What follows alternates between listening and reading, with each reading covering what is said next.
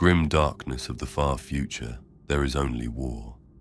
But sometimes, war itself trembles before something far worse. This is the recovered Vox transmission from Sergeant Mordian Vex, 47th Cadian Shock Troops, broadcasting from the ruins of Casa Tyrock. The timestamp reads 9:41.M41. The message was intercepted by Imperial Navy vessels fleeing the Cadian Gate. What you are about to hear defies all understanding of warfare, of horror, of the very nature of reality itself. This is Emperor's Teeth. This is Sergeant Vex of the 47th. If anyone can hear this, if the Vox networks still function, Cadia is lost, not to chaos, not to the arch-enemy, to something that makes demons weep. I've served this world for 37 years.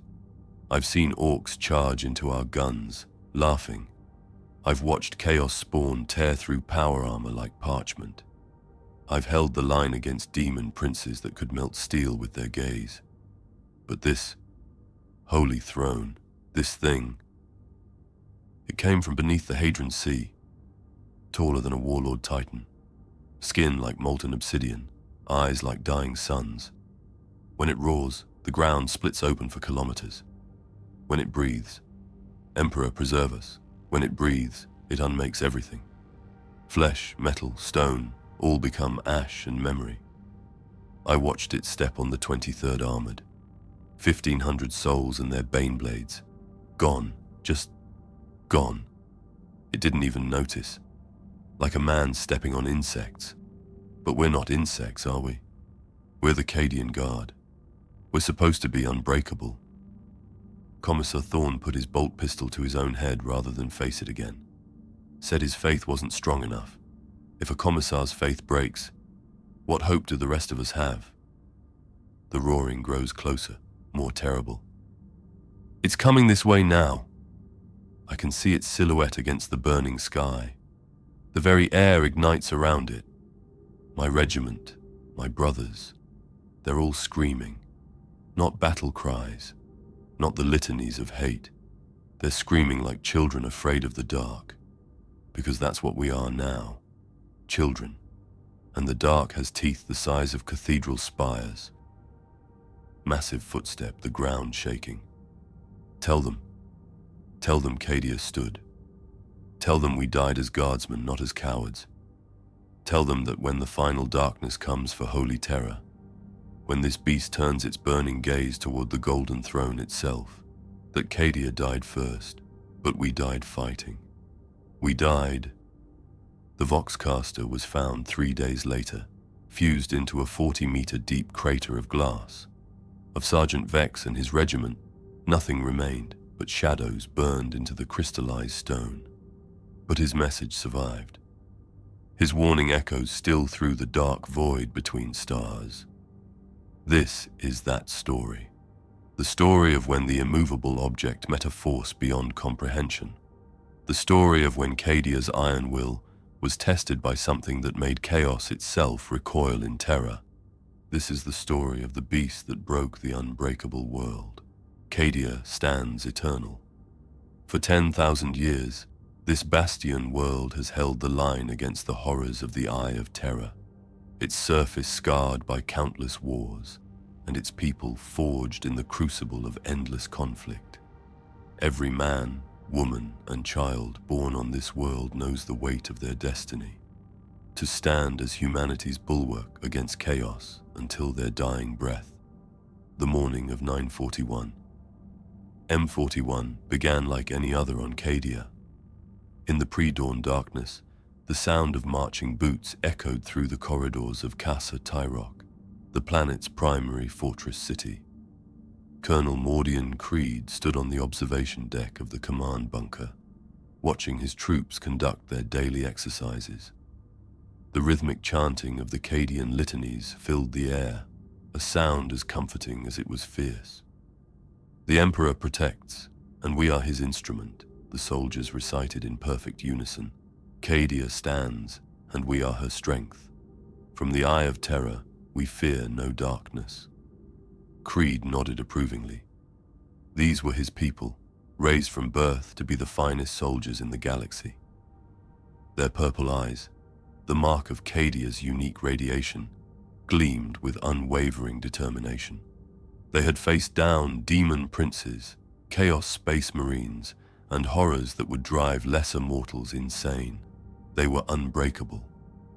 But as the sun crested the horizon, painting the sky in shades of amber and gold, something stirred beneath Cadia's crust. Deep in the planet's core, where molten rock had churned for millennia, undisturbed, ancient chambers began to crack. Seismic sensors registered the disturbance as a minor tremor, nothing unusual for a world that had endured orbital bombardments and demon incursions beyond counting. Seismographer adept Marcus Vult monitored the readings from his station in Casa Tyrock's geological center. The tremor pattern was odd, not the chaotic shaking typical of tectonic activity or artillery impacts, but rhythmic, almost like breathing. Curious, he muttered, adjusting his servo skull's scanning array. The epicenter appears to be approximately 12 kilometers beneath the Hadron Sea. Could be a new fault line opening. He marked it in his logs and continued his routine monitoring. After all, Cadia had endured worse geological events. The planet itself seemed as indestructible as its people. But in the depths of the Hadron Sea, something ancient began to stir. The waters themselves seemed to pulse with an alien heartbeat. Deep-sea monitoring stations detected massive displacement currents moving in patterns that defied explanation. Whales and other native sea life fled in every direction, their panic driving them to beach themselves on distant shores rather than remain in the water. On the surface, the first signs of unease began to manifest among Cadia's defenders. Veterans of countless campaigns found themselves glancing toward the horizon with inexplicable dread. Guard dogs whined and refused to approach the coastline. Even the servitors, their minds wiped clean of emotion, showed signs of malfunction near the water's edge. In Casa Tyrock's command center, Vox Master Sergeant Helena Voss monitored communications across the planet. The reports streaming in were subtle but disturbing.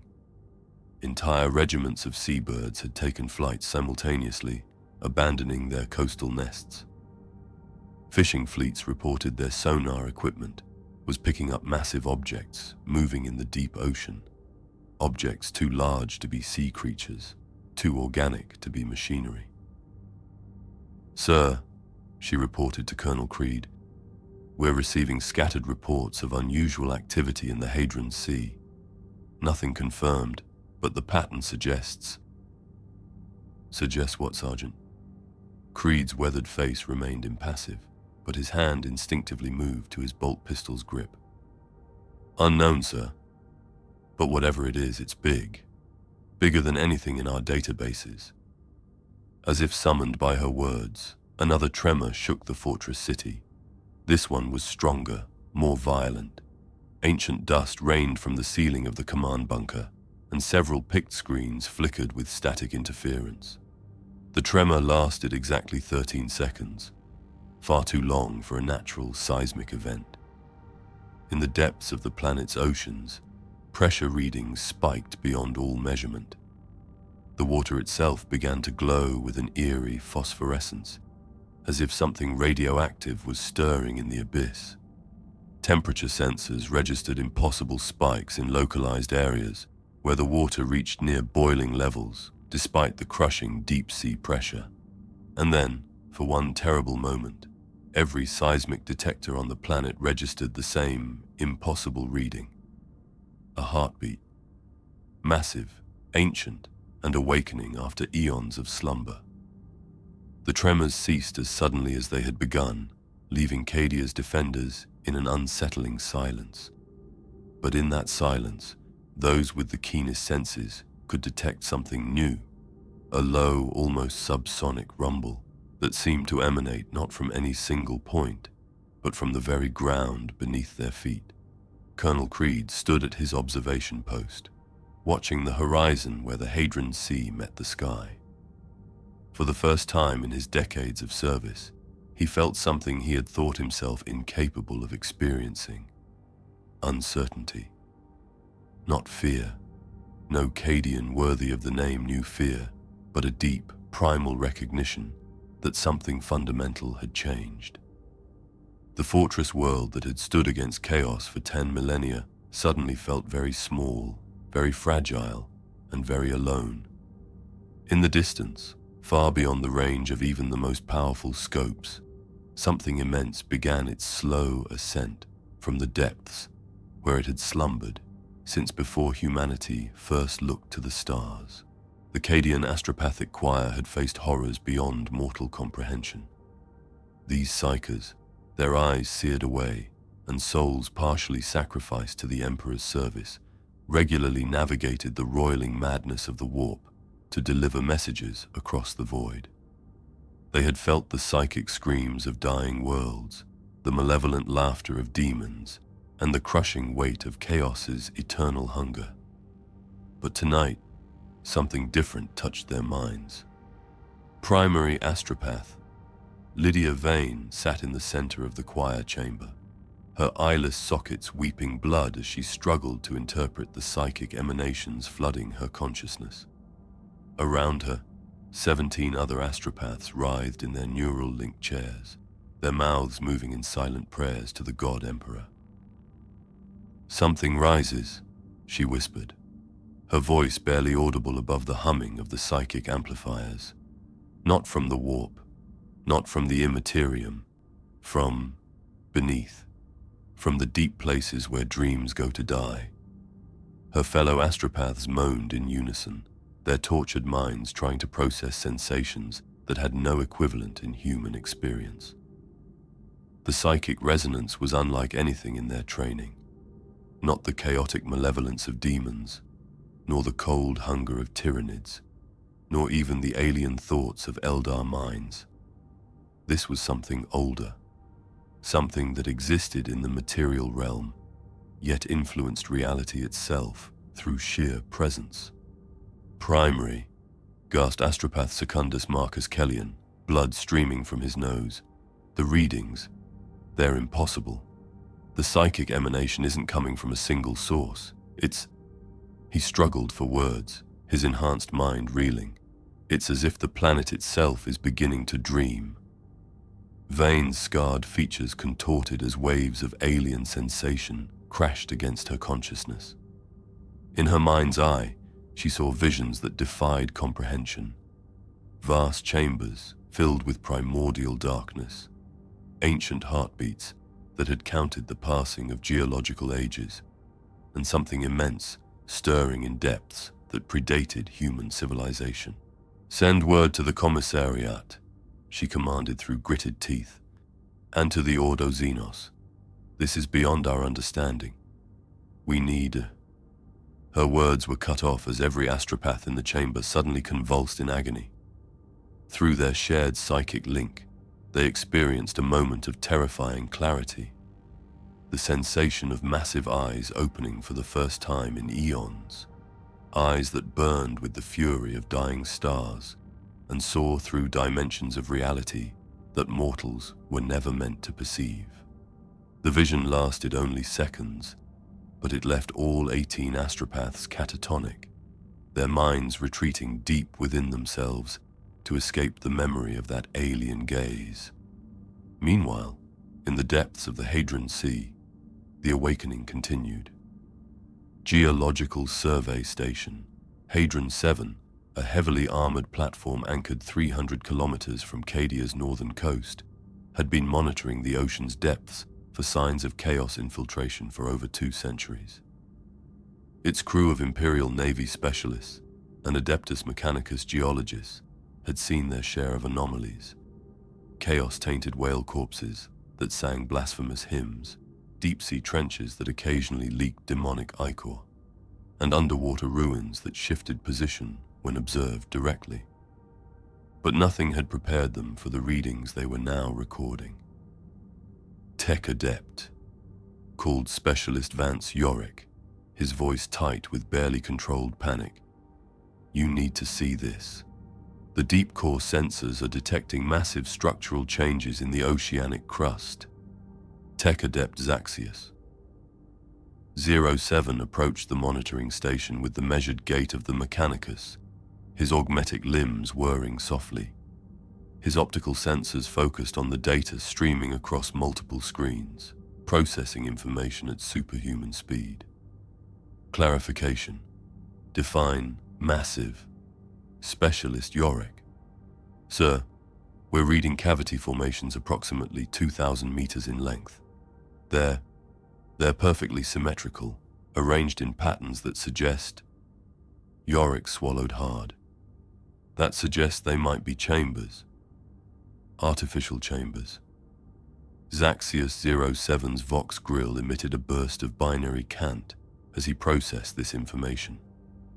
Probability assessment. Natural formation, 0.003%. Xenos construction, 12.7%. Chaos manifestation, 23.8%. Unknown origin, 63.2%. The platform's deep-sea scanner painted a three-dimensional image of the ocean floor that made both men fall silent. Beneath kilometers of water and sediment, vast structures were becoming visible as ancient layers of debris shifted and cracked. The shapes were too regular to be natural, too ancient to be human, and too massive to be comprehensible. Emperor's blood, whispered Yorick. Those chambers, they're the size of cathedral spires. What could possibly need that much space? Before Zaxius 07 could calculate a response, every instrument on the platform began screaming alarms simultaneously. The ocean temperature spiked by 40 degrees in a matter of seconds. Pressure waves, unlike anything in their databases, began radiating from the deep chambers. And then, for one terrifying moment, something looked back at them through their sensors. The deep-sea cameras, designed to penetrate the absolute darkness of the abyss, suddenly registered a massive biological signature. Not the thermal outline of a creature, but something far more disturbing. The silhouette of an eye larger than a Thunderhawk gunship, glowing with its own internal fire. The eye blinked once, and every electronic system on Hadron 7 overloaded simultaneously. When emergency power was restored, basic functions, 6 minutes later, Specialist Yorick and Tech Adept Zaxius 07 found themselves staring at blank screens and dead instruments. The deep-sea scanners had been completely fried, their machine spirits either fled or burnt out entirely. But in those 6 minutes of darkness, they had heard something that would haunt them for the rest of their brief lives. The sound of something impossibly large moving through water, accompanied by a low, rhythmic pulsing that seemed to resonate through the platform's hull and into their very bones. On Cadia's surface, seismic stations recorded the movement as a magnitude 7.2 earthquake centered beneath the Hadron Sea. But experienced seismographers noticed troubling inconsistencies in the data. The tremors moved in a straight line across the ocean floor, as if something vast was walking along the bottom of the sea. Colonel Creed received the reports in his command bunker as the third watch of the day began. The accumulated data painted a picture that challenged everything he thought he knew about warfare, about threats, about the very nature of what his planet faced. "Sir," reported his aide-de-camp, Lieutenant Vexia Kor, "we've lost contact with Deep Survey Station Hadron 7. Last transmission indicated catastrophic system failures across all platforms. The astropathic choir has requested immediate medical attention. All 18 primary psychers are in some form of psychic catatonia." Creed studied the tactical display showing the Hadron Sea. Red warning indicators marked the locations of anomalous readings, dead communication relays, and evacuated civilian settlements. The pattern was disturbingly clear. Something was moving from the deepest parts of the ocean toward Cadia's populated coastlines. "Recommendations, Lieutenant." "Sir, I suggest we alert the Planetary Defense Force and raise our threat condition to amber. Whatever's down there, it's larger than anything in our threat assessment databases. The geologists estimate that, if it maintains its current course and speed, it will reach the continental shelf within 18 hours. 18 hours. Creed had faced chaos incursions that lasted months, siege warfare that ground on for years. But something about this timeline felt ominous. Fast enough to prevent proper preparation, slow enough to allow dread to build among the ranks. Make it so, Lieutenant, and send a priority astropathic message to Battlefleet Gothic. Tell them... He paused, choosing his words carefully. Tell them Cadia may require immediate naval support for a threat of unknown origin and unprecedented scale. As Lieutenant Corps hurried to carry out his orders, Creed remained alone in the command center, staring at the tactical display. Somewhere beneath those dark waters, something that had slept since before the founding of the Imperium was beginning to wake. And for the first time in his career, the veteran colonel wondered if Cadia's legendary defenses would be enough. In the distance, barely perceptible to even the most sensitive instruments, the ocean began to glow with an eerie, radioactive light. The Imperial Navy patrol vessel, Righteous Fury, had been conducting routine reconnaissance over the Hadron Sea when the water beneath them began to burn. Captain Alexei Vaughn stood on the bridge, watching his sensor arrays struggle to process readings that seemed to violate the laws of physics. The ocean's surface, normally a dark blue-green under Cadia's pale sun, now glowed with an otherworldly phosphorescence that painted his ship's hull in sickly amber light. "Report, Sensor Adept," he commanded, his voice steady despite the growing unease that gnawed at his veteran instincts. "Sir," replied Adept Matthias Vex, his augmetic eyes clicking and whirring as they processed the incoming data. "We're detecting massive thermal anomalies beneath the surface. Temperature readings are inconsistent with known physics. The water should be boiling, but it remains liquid despite temperatures exceeding 300 degrees Celsius." Through the bridge's armored viewports, Captain Vaughn could see other vessels of the Cadian fleet maintaining their patrol formations. 3 sword-class frigates, 2 squadrons of Fury interceptors, and the mighty battlecruiser Defiant Dawn. Enough firepower to level a small continent. Yet something about the glowing ocean made their impressive weapons seem suddenly inadequate. "Captain," called Communications Officer Lysander Corps, "we're receiving distress signals from civilian vessels across the northern sea lanes. Fishing fleets are reporting massive displacement waves moving against the current. Some describe the water itself as singing." Before Captain Vaughn could respond, the ocean beneath them erupted. It began as a gentle rising of the glowing waters, as if something incomprehensibly massive was ascending from the depths. The Righteous Fury, despite its size, began to rock gently, as waves unlike any in the vessel's long service record began to form around them. "All stations report," Vaughn barked into his Voxcom. "I want full sensor sweeps of..." His words died as the thing broke the surface. First came the dorsal spines, massive, crystalline formations that caught the light and refracted it in patterns that hurt to observe directly. They rose from the water like the peaks of a mountain range, each spine easily the height of a hab-block tower. Water cascaded from them in torrents, creating massive waterfalls that crashed back into the glowing sea with sounds like thunder. Then came the head.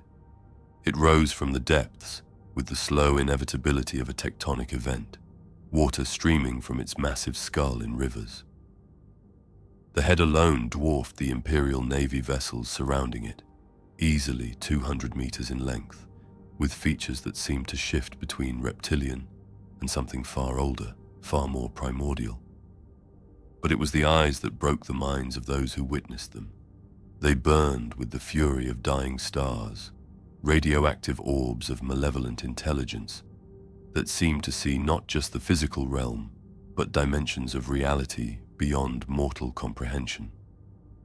When those terrible eyes opened fully and fixed their gaze upon the righteous fury, every man on the bridge felt his soul wither under their scrutiny. "Holy throne," whispered Censor Adept Vex, his augmetic voice box crackling with interference. It's beautiful and terrible, so terrible." The creature continued to rise, revealing a neck thick as a hive spire, covered in hide that seemed to absorb light rather than reflect it. Strange patterns glowed beneath its skin, not tattoos or scars, but something that pulsed with the rhythm of a massive heart. As more of its body emerged from the depths, the sheer scale became apparent. This was not merely a large creature, but something that redefined the very concept of size. Captain Vaughn, a veteran of 3 chaos incursions and countless void battles, found his voice reduced to a whisper. "Vox all ships. Combat alert. Prepare for hostile contact." But before any weapons could be brought to bear, the creature moved. It was not the thrashing of a sea beast or the calculated motions of a war machine. This was something far more terrible, the purposeful movement of an apex predator that recognized no challenge to its supremacy. The massive head turned toward the Imperial fleet with the slow deliberation of a god taking notice of insects. And then it spoke. Not with words, no mortal language could emerge from that titanic throat, but with a sound that bypassed the ears and resonated directly in the bones, in the soul, in the deepest genetic memory of every human who heard it. It was the roar of volcanoes being born, of continents splitting, of stars collapsing into themselves. It was the sound of ending itself given voice. The acoustic wave that followed the roar shattered viewport glass across the entire fleet. Men fell to their knees, blood streaming from their ears, their minds struggling to process a sound that contained frequencies beyond human perception. Several crew members began laughing hysterically, their sanity snapped by exposure to something their brains could not categorize as real. On the surface of the righteous fury, the water around the creature began to glow brighter, shifting from amber to a brilliant blue-white that seared the retinas of anyone foolish enough to look directly at it. The temperature of the sea spiked again, this time causing massive steam clouds to rise around the monster's form. "It's charging something," Censor Adept Vex reported, his voice now tinged with barely controlled hysteria. "Energy readings are off the scale. Whatever it's about to do." He never finished the sentence. The creature's maw opened, revealing rows of teeth like cathedral spires, each one glowing with the same radioactive fire that burned in its eyes. Deep in its throat, something began to build. A light so intense, it turned the ocean around them into a mirror of blazing energy. Captain Vaughn had faced down Chaos dreadnoughts, Orc battleships, and Eldar raiders. He had stared into the Eye of Terror itself and held his nerve. But confronted with this primordial fury, this avatar of destruction given flesh, he made the only decision that his 40 years of naval service allowed. All ships, evasive maneuvers. Emergency burn, maximum thrust. Get us away from. The atomic breath weapon fired. It began as a lance of pure energy that turned from night to day across half the continent. The beam, easily 50 meters wide at its narrowest point, struck the water between the Imperial fleet and vaporized everything in its path. The very molecules of H2O split apart under the assault, creating a massive steam explosion that sent shockwaves racing across the ocean's surface. The righteous fury, caught in the periphery of the blast, found its void shields overloading instantly. Emergency klaxons screamed as the ship's machine spirit struggled to process damage reports from every deck simultaneously. The proud Imperial vessel, which had weathered void battles and planetary bombardments, was crippled in a single moment by an attack unlike anything in their databases. But worse than the physical damage was the psychological impact on the crew. They had witnessed something that challenged their fundamental understanding of warfare, of threats, of the natural order itself. This was not a weapon built by some Xenos race or summoned by chaos sorcery. This was a force of nature, given malevolent intelligence. As the creature began to move toward Cadia's coastline, its massive form creating tsunami-scale waves with each step, Captain Vaughn managed to key his Voxcom with shaking hands. "This is Captain Vaughn of the Righteous Fury, to all Imperial forces. We have made contact with a hostile entity of unprecedented scale and capability. Recommend immediate evacuation of all coastal settlements, an alert condition crimson across the entire planet. This is no longer a naval engagement. He searched for words adequate to the horror.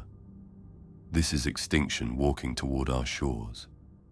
The transmission ended as another atomic blast turned the horizon into a wall of radioactive fire, and the last intact Imperial Navy vessel in the northern sea lanes fled toward Cadia's coastline, carrying word of humanity's first glimpse of true kaiju horror. The morning prayers in Casa Tyrok's Cathedral of the Emperor's Vigilance had always been a source of strength for Cadia's defenders. 10,000 voices raised in unison, chanting the litanies of devotion, while the rising sun cast colored light through stained glass windows depicting the God Emperor's victories. It was a daily ritual that had continued unbroken for 3 millennia, even during the darkest sieges. This morning, the prayers died in 10,000 throats. Canoness Lydia Voss stood at the altar, her power-armored form silhouetted against the massive aquila carved into the cathedral's eastern wall. She had led this congregation through chaos incursions, demon attacks, and the countless horrors that Cadia faced in its eternal vigil. Her voice, normally clear and commanding as she led the morning devotions, faltered as she felt something approaching from beyond the cathedral's walls. "Emperor, watch over your faithful servants in this hour of..." The roar hit Cadia like a physical blow. It began as a subsonic rumble that made the cathedral's ancient stones vibrate in their mortar. Dust rained from the vaulted ceiling as windows rattled in their frames, but as the sound built in intensity, it transcended mere noise and became something far more terrible. The voice of devastation itself, a sound that seemed to emerge not from any single source, but from the very fabric of reality. The 10,000 faithful packed into the cathedral fell silent as one, their prayers forgotten in the face of something that challenged their deepest beliefs. Many dropped to their knees not in worship, but in primal terror, their nervous systems overloaded by acoustic frequencies that bypassed rational thought and struck directly at the animal, fear buried in every human brain. Canoness Voss felt her own faith waver for the first time in her century of service. The roar seemed to contain within it the sound of worlds dying, of civilizations ground to dust, of the laughter of something older and more terrible than chaos itself. Her hand moved instinctively to the blessed bolt pistol at her hip, but what good were weapons against a sound that made the very air burn? Throughout Casa Tyrok, the effects of the roar rippled outward like a shock wave of despair. In the military barracks, seasoned guardsmen who had faced down demon princes without flinching, curled up in their bunks, their minds struggling to process a sound that contained every nightmare they had ever imagined. In the medici facilities, patients who had been recovering from battle wounds suddenly flatlined as their hearts stopped, overwhelmed by terror that bypassed their conscious minds entirely. But it was in the command center that the true scope of the threat became clear. Colonel Creed stood before the main tactical display, watching in growing horror as seismic readings from across the continent painted a picture of destruction beyond comprehension. The roar had originated from the creature now approaching Cadia's northern coast, but its effects had been felt across the entire planet. In the southern continents, entire mountain ranges had collapsed as the acoustic waves triggered avalanches and landslides. Cities built to withstand orbital bombardment found their foundations cracking under the sustained sonic assault. "Report," he commanded, his voice steady despite the chaos erupting around him. "Sir," called Voxmaster Sergeant Voss, her hands shaking as she tried to coordinate communications across the planet. "We're receiving emergency transmissions from every major population center. The sound caused structural damage across 3 continents. Casualty reports are still coming in, but preliminary estimates suggest." She paused, double-checking her readings as if unwilling to believe them. "Sir, we may have lost upward of 50,000 civilians in the initial acoustic assault alone. Hospitals are reporting mass cardiac arrests among the civilian population. The sound itself was a weapon." Creed absorbed this information with the stoic calm of a lifetime soldier, but internally, his mind reeled. He had commanded defensive actions against chaos fleets that blackened the sky, had coordinated resistance against demon incursions that turned reality itself inside out. But this was different. This enemy hadn't even reached Cadia's shores, and it had already inflicted casualties that would cripple most worlds. On the tactical display, new information streamed in from the surviving naval vessels fleeing the northern sea lanes. The creature, for lack of a better term, was moving steadily toward Cadia's primary coastal defenses.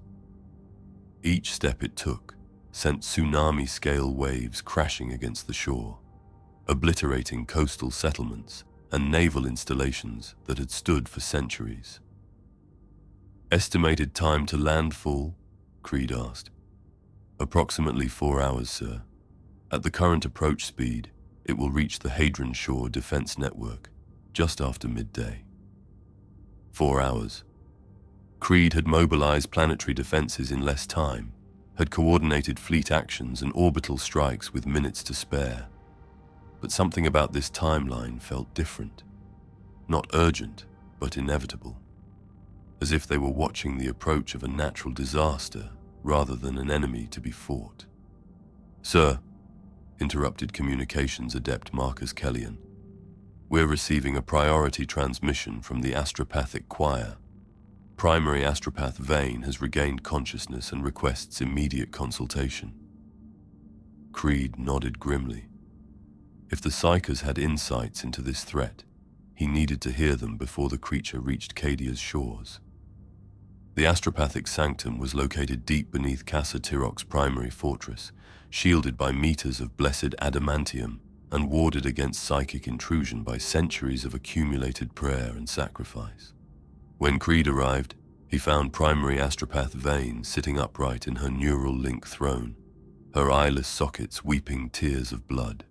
"Colonel," she said without preamble, her voice hollow with exhaustion and terror, "what approaches us is not of the warp. It is not chaos, not Xenos, not anything in our tactical databases. It is..." She struggled for words, her enhanced mind recoiling from the memory. "It is a force of nature given consciousness and fury. It dreams, Colonel. It dreams of a galaxy consumed by atomic fire." "Can it be stopped?" Creed asked bluntly. "Our weapons, our defenses, can they harm this thing?"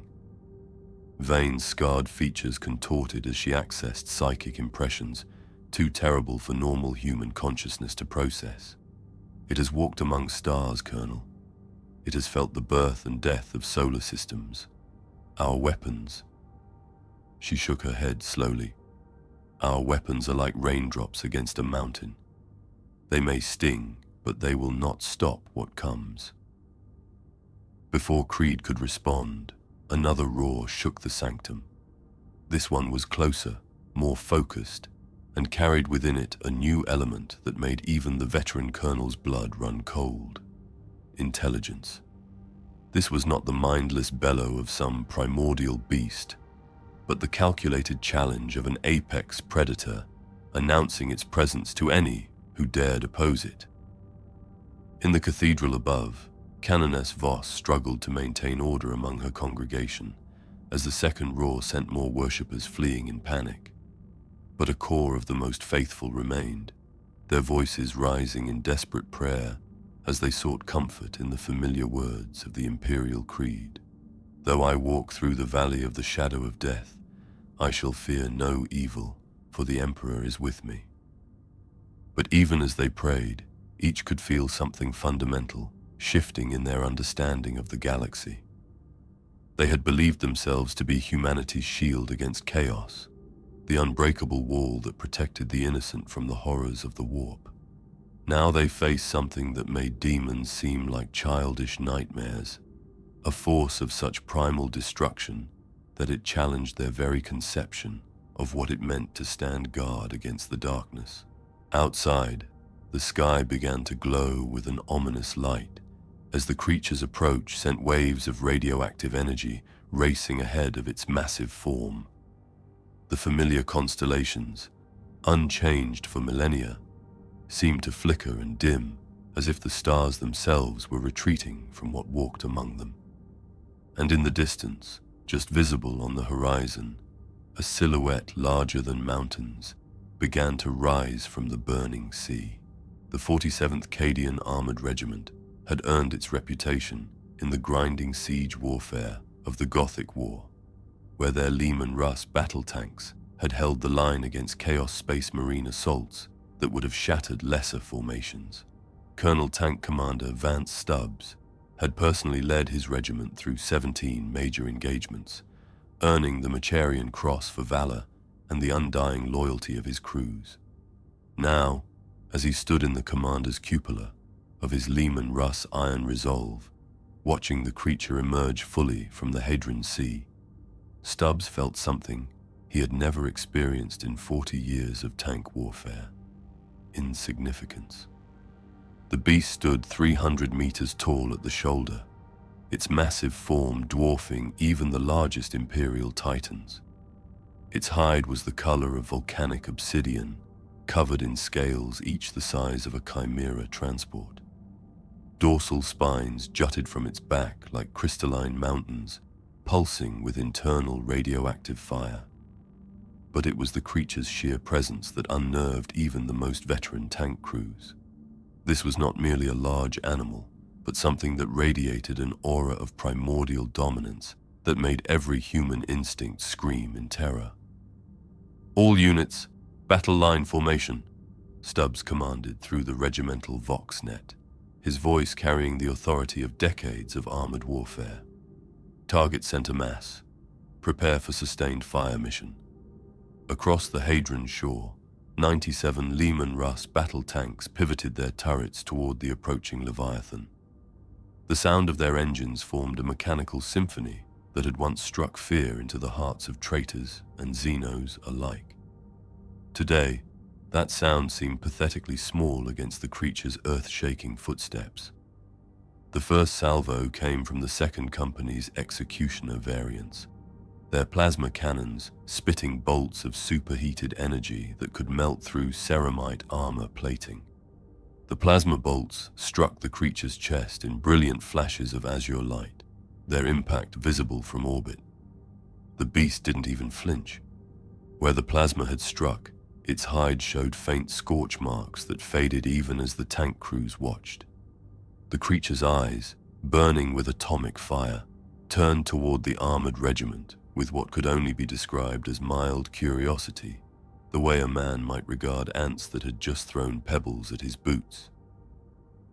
"Target acquired," reported Tank Commander Kellyan from the 3rd Company's Demolisher Squadron, firing for effect.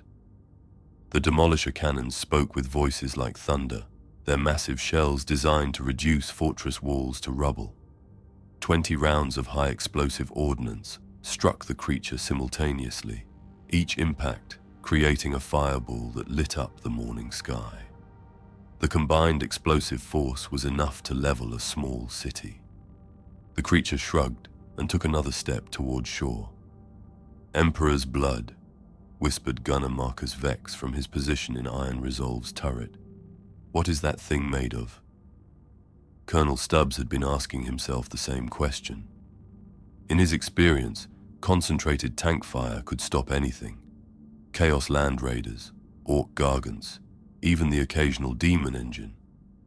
But this creature absorbed their heaviest weapons with the casual indifference of a mountain weathering a storm. "All units, switch to armor-piercing rounds," he ordered. "Target the joints and softer tissue areas. There has to be something we can hurt on this thing." The second volley was more coordinated, targeting what appeared to be vulnerable spots on the creature's massive form. Lascannons from the regiment's destroyer variants lanced out with beams of coherent light, while battle cannons fired depleted uranium shells at velocities that could punch through the hull of a starship. For a moment, it seemed the concentrated fire might have an effect. Several shots struck the creature's throat area, causing it to pause and turn its terrible gaze fully upon the armored regiment. Its mouth opened slightly, revealing teeth like cathedral spires, each one glowing with the same radioactive fire that burned in its eyes. Then it roared again. This time, the acoustic assault was focused and directed. The sound waves struck the 47th Armored like a physical force, the subsonic frequencies resonating through steel hulls and human bones alike. Tank Commander Yorick's Lehman Russ, caught in the direct path of the roar, simply disintegrated, not destroyed by conventional weapons fire, but unmade at the molecular level by sound waves that vibrated matter beyond its structural tolerance. Across the battle line, tank crews screamed as the roar penetrated their armored vehicles and assaulted their nervous systems. Several crew members began bleeding from their ears, their inner ear structures liquefied by acoustic frequencies beyond human endurance. Others simply went mad, their minds snapping under exposure to a sound that contained every nightmare ever dreamed. But the true horror was yet to come. The creature's throat began to glow with that familiar radioactive fire, energy building deep within its chest cavity. Colonel Stubbs, recognizing the prelude to the attack that had destroyed the Imperial Navy fleet, screamed orders across the regimental vox. "Evasive maneuvers. All units, scatter formation. It's going to." The atomic breath weapon fired. The beam struck the center of the armored formation like the wrath of an angry god. Everything within 50 meters of the blast simply ceased to exist, the very atoms split apart by forces beyond human comprehension. The 12 Lehman Russ tanks caught in the direct path didn't explode. They were simply there one moment and gone the next, leaving behind only shadows burned into the ground and glass craters where proud war machines had stood. The thermal pulse that followed the beam melted tank armor like candle wax. Crews abandoned their vehicles as internal temperatures soared beyond survivability. Their war machines transformed from instruments of war into steel tombs. The lucky ones died quickly as their ammunition stores cooked off. The unlucky ones had time to scream as they were boiled alive inside their own tanks. Colonel Stubbs felt iron resolve buck and heave as the shockwave from the atomic blast washed over them. His tank's machine spirit, blessed by a century of faithful service, somehow managed to keep the engine running even as every other system overloaded. Through his periscope, he watched the creature take another step toward shore, its massive foot crushing the burning wreckage of an entire tank company beneath its heel. "All surviving units," he transmitted, his voice hoarse with smoke and shock. "Fall back to secondary positions. Regroup at grid reference Tango 77. We can't stop this thing with conventional weapons." As the remnants of the 47th Armored retreated inland, their proud battle line reduced to scattered survivors fleeing for their lives. The creature continued its inexorable advance. Each step sent tremors through the ground that registered on seismographs hundreds of kilometers away. Its radioactive breath weapon had left a corridor of glass and fire stretching back to the ocean's edge. Behind the retreating tanks, coastal defense installations that had stood for centuries began to topple. As the creature's approach destabilized the very ground they were built upon. Massive defense lasers, designed to destroy incoming spacecraft, swiveled to target the creature, but found their targeting systems unable to lock onto something so massive. It seemed to exist on a different scale of reality. The few shots that connected struck with the force of small suns, their coherent energy beams designed to punch through void ship armor. Against the creature's hide, they left marks no deeper than sunburn on human skin. In the distance, sirens began to wail across Cadia's major population centers as word of the armored regiment's defeat spread through the command network. For the first time in the planet's recorded history, an entire Imperial Guard armored regiment had been routed by a single enemy. Not outmaneuvered, not overwhelmed by superior numbers, but simply brushed aside like insects. And the creature was still approaching, its terrible eyes fixed on the populated areas beyond the coast, its atomic fury promising devastation beyond imagination. Commissar Magnus Thorn had executed more cowards in his 30-year career than most guard officers had seen in battle. His bolt pistol, its grip worn smooth by decades of faithful service, had delivered the Emperor's justice to deserters, mutinants, and heretics across 17 worlds. He was a man of unshakable faith, forged in the crucible of imperial doctrine and tempered by the flames of righteous fury. Standing in the ruins of what had been the 23rd Cadian Infantry's forward position, watching 3,000 of the Emperor's finest soldiers flee in panic from the approaching Leviathan, Commissar Thorn felt his faith waver for the first time in his life. The creature had not yet reached the main defensive positions, but its presence alone was shattering the legendary discipline of Cadia's guard regiments. Men who had stood unflinching against demon princes and chaos space marines were throwing down their laser guns and running as the creature's distant roar echoed across the battlefield. The sound seemed to bypass their conscious minds and strike directly at the primal fear buried in every human soul. "Stand fast," Thorn bellowed, his voice amplified by his voxhaler. "In the Emperor's name, hold the line. Any man who retreats without orders will answer to my bolt pistol." But even as he spoke the traditional words of imperial discipline, Thorn found himself fighting the same terror that gripped his men. The creature, visible now as a dark silhouette against the burning horizon, moved with the terrible inevitability of a geological event. Each of its footsteps sent tremors through the ground that knocked men from their feet. Each breath it took seemed to suck the oxygen from the air itself. Sergeant Helena Voss of the 23rd's Heavy Weapons Platoon knelt beside her Liskanen, her hands shaking as she tried to maintain target lock on something too vast for her weapons targeting system to properly categorize. Around her, her squad struggled to maintain their positions as the creature's approach triggered every survival instinct evolution had hardwired into their brains. "Commissar," she called out, her voice tight with barely controlled panic. "The men, they're not cowards, sir. They're not breaking because they're weak. There's something about that thing that makes us want to run. It's like it's not supposed to exist." Thorn nodded grimly. He could feel it too, a wrongness that seemed to emanate from the creature like heat from a forge. This wasn't the chaotic evil of demons or the alien menace of Xenos. This was something older, something that challenged the very foundations of imperial doctrine by its mere existence.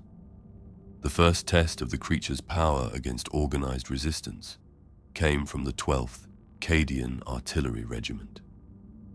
Colonel Marcus Kellion, commanding from his fortified position 10 kilometers inland, ordered a full barrage from his basilisk platforms.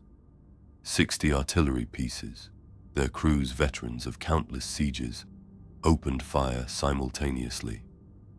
The shells arced through the morning sky in perfect formation, their trajectories calculated to deliver maximum explosive force to the creature's center mass. Each Earthshaker cannon round contained enough high explosive to demolish a city block. The combined barrage represented firepower equivalent to a small orbital bombardment. The shells struck the creature across its torso and head in a series of brilliant explosions that lit up the sky like a second sunrise. For a moment, smoke and fire obscured the Leviathan's form, and a cheer rose from the defending guard regiments. Perhaps their weapons could hurt this thing after all. Then the smoke cleared, and despair settled over Cadia's defenders like a funeral shroud. The creature stood unmarked, its hide showing no more damage than scuff marks. Where the shells had struck, faint scorch patterns were already fading, as some form of regeneration sealed away even superficial wounds. Worse still, the barrage seemed to have gained the creature's attention. Its terrible eyes, burning with radioactive fury, turned toward the artillery positions with unmistakable intelligence. And then it smiled. The expression on that massive reptilian face was unmistakably one of predatory amusement. It had recognized the artillery barrage not as a threat, but as an annoyance, and now it knew exactly where the irritation was coming from. "All artillery units, immediate displacement," Colonel Kellion shouted into his Voxcom. "It's targeting our positions. Move, move, move." But the basilisk platforms, while mobile, were not fast enough to escape what came next. The creature's maw opened, revealing that familiar glow building in its throat. But instead of the focused beam weapon it had used against the Navy and armor, this was different. A wider dispersal of atomic fury, designed to scour a large area clean of life. The radioactive breath washed over the artillery positions like a tide of nuclear fire. The basilisk platforms, each weighing dozens of tons, were picked up by the thermal updraft and hurled through the air like toys. Their crews didn't even have time to scream, as they were instantly vaporized by temperatures that exceeded those found in a star's core. Where the 12th Artillery had stood, nothing remained but a field of radioactive glass stretching for kilometers in every direction. Commissar Thorne watched the annihilation of an entire regiment through his field glasses, his augmetic eye recording every detail with mechanical precision. In 30 years of warfare, he had never seen such complete and effortless destruction. The creature hadn't even broken stride. It had eliminated a full artillery regiment with the same casual ease that a man might swat a fly. Around him, the remaining infantry began to break. It started with individual soldiers at the edges of the formation, men whose nerve finally snapped under the psychological pressure of facing something beyond their comprehension. But panic spread like wildfire through the ranks as word of the artillery's fate reached every position along the defensive line. "I can't do this," whispered Private Yorick, a veteran of 5 major campaigns who had never shown fear in the face of any enemy. "Emperor, forgive me, I can't face that thing. It's not natural. It's not supposed to exist." Commissar Thorne turned his bolt pistol toward the trembling soldier, the traditional response to cowardice in the face of the enemy. But as he looked into Yorick's eyes, he saw not cowardice, but something far worse. The complete breakdown of a man's understanding of reality. This wasn't a failure of courage. It was a failure of the human mind to process something that violated every assumption about the nature of warfare, of enemies, of the universe itself. For the first time in his career, Thorn lowered his weapon without firing. The creature took another step inland, and this time the tremor knocked dozens of men from their feet. Its radioactive breath had created a firestorm that stretched to the horizon, the flames visible from orbit as they consumed everything, in a path hundreds of meters wide. The air itself burned with atomic fire, creating thermal currents that lifted debris high into the atmosphere. "All units," Thorn finally transmitted, his voice heavy with defeat. "Tactical withdrawal to secondary positions. Maintain unit cohesion where possible. This is not a retreat. This is a strategic repositioning." But even as he spoke the words, Thorn knew he was lying. This was a rout. The legendary Cadian Guard, the unbreakable defenders of humanity's gate to hell, were fleeing in disorder from a single enemy. As the survivors of the 23rd Infantry fell back through the burning landscape, many cast aside their weapons and equipment in their haste to escape the creature's advance. Behind them, the Leviathan continued its inexorable march toward Cadia's population centers, leaving a trail of radioactive devastation that would remain lethal for centuries to come. In the distance, the spires of Caesar Tyrock were visible through the smoke and fire. The fortress city that had stood inviolate for millennia, that had weathered every assault chaos could devise, now seemed as fragile as a child's sandcastle in the face of this primordial fury. And still the creature came on, its atomic breath turning the very air to fire, its footsteps shaking the foundations of a world that had never known defeat. In the deepest vaults beneath Cadia Tyrock, where the machine spirits of gods slumbered in blessed darkness, ancient war horns began to sound. The Legio Griffonicus, the war griffins, had walked among the stars for 10,000 years. Their god machines had stridden across battlefields where planets died and empires fell, their weapons bringing the Emperor's wrath to enemies beyond counting. Princeps Majoris Castor Vex stood before the altar cockpit of his warlord-class battle titan, divine fury, feeling the machine spirit's eagerness for battle pulse through his neural links.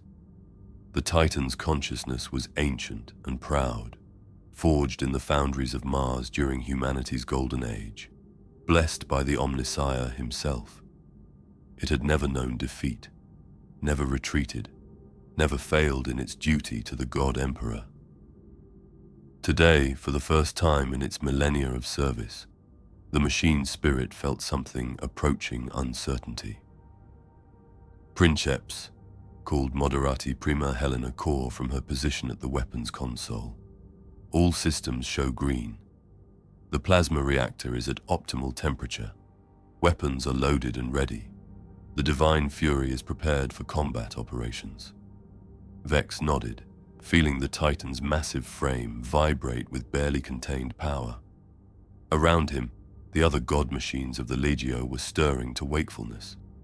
2 more warlord-class Titans, 3 Reavers, and a full maniple of Warhound scouts. Each one was a relic of the dark age of technology, a walking embodiment of humanity's mastery over the forces of destruction. The tactical display projected directly into Vex's consciousness showed the creature's approach with brutal clarity. The thing stood as tall as a warlord titan at the shoulder, but its bulk and mass suggested something far heavier, far more substantial than even the mightiest god machine. Worse, the reports from the surviving guard units painted a picture of something that shrugged off weapons fire that could level cities. All Titans, advance to combat positions, Vex commanded through the Legio's battle cant. Formation Omega 7. We make our stand at the Hadron Reach. The Hadron Reach was a natural choke point 20 kilometers inland from the coast, where ancient lava flows had created a narrow valley between towering cliff faces. If they could channel the creature into the confined space, the concentrated firepower of an entire Titan legion might be enough to bring it down. As the god machines emerged from their underground bays, their footsteps shook the earth for kilometers around. Each Titan weighed thousands of tons, their reactor cores burning with the fury of captive suns. When they moved in formation, they resembled nothing so much as walking cathedrals, their Baroque architecture and religious iconography marking them as humanity's answer to the divine. Divine fury took point, its bellicosa volcano cannon and plasma destructor ready to deliver the Emperor's judgment.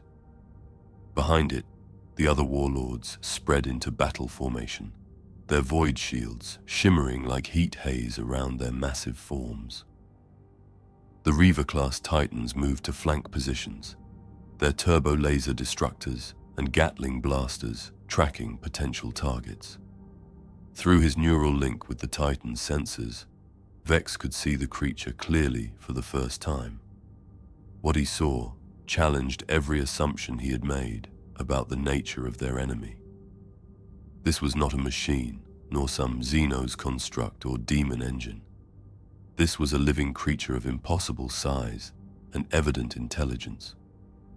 Its hide showed battle damage from the guards' futile attacks, scorch marks and scratches that were already healing even as he watched. Its eyes burned with a radioactive fire that seemed to see beyond the visible spectrum, beyond perhaps even the material realm itself. But it was the creature's movement that truly unnerved the veteran princeps. It walked with purpose, with calculation. This was not some mindless beast driven by hunger or instinct. This was a predator that understood tactics, that recognized the challenge presented by the approaching Titan Legion. And it was smiling. "Princeps," reported Moderati Secundus Marcus Kellian, his voice tight with barely controlled excitement. "Target acquired. Range, 8 kilometers and closing. Weapons are locked and ready. All Titans prepare for synchronized fire mission," Vex commanded. "Target center mass. We will show this abomination the fury of the Omnissiah." The first volley from the Legio Gryphonicus was a thing of terrible beauty. Plasma bolts the size of aircraft screamed through the air, followed by laser beams that could carve through starship hulls and macro shells that struck with the force of orbital bombardments. The combined firepower represented the destructive capacity of a small fleet concentrated into a single devastating assault. The weapons struck the creature across its torso and head in a cascade of explosions that lit up the sky like a miniature star going nova. For a moment, the Titan legionnaires dared to hope that their ancient weapons might succeed where conventional arms had failed. Then the smoke cleared, and hope died in their hearts. The creature stood unmarked, its hide showing no more damage than faint scorch patterns that were already fading. Worse, it had not even paused in its advance. If anything, the weapon's fire seemed to have gained its attention in a way that suggested amusement rather than concern. "Impossible," whispered Moderati Prima Corps. "Our weapons should have. Nothing can withstand a full Legion Alpha strike." But even as she spoke, the creature began to change. Its hide, already dark as volcanic glass, began to shimmer with new patterns of bioluminescence. The dorsal spines along its back flared brighter, and its eyes shifted from radioactive amber to a brilliant blue-white that hurt to observe directly. It was adapting, learning from their attack, and adjusting its defenses accordingly.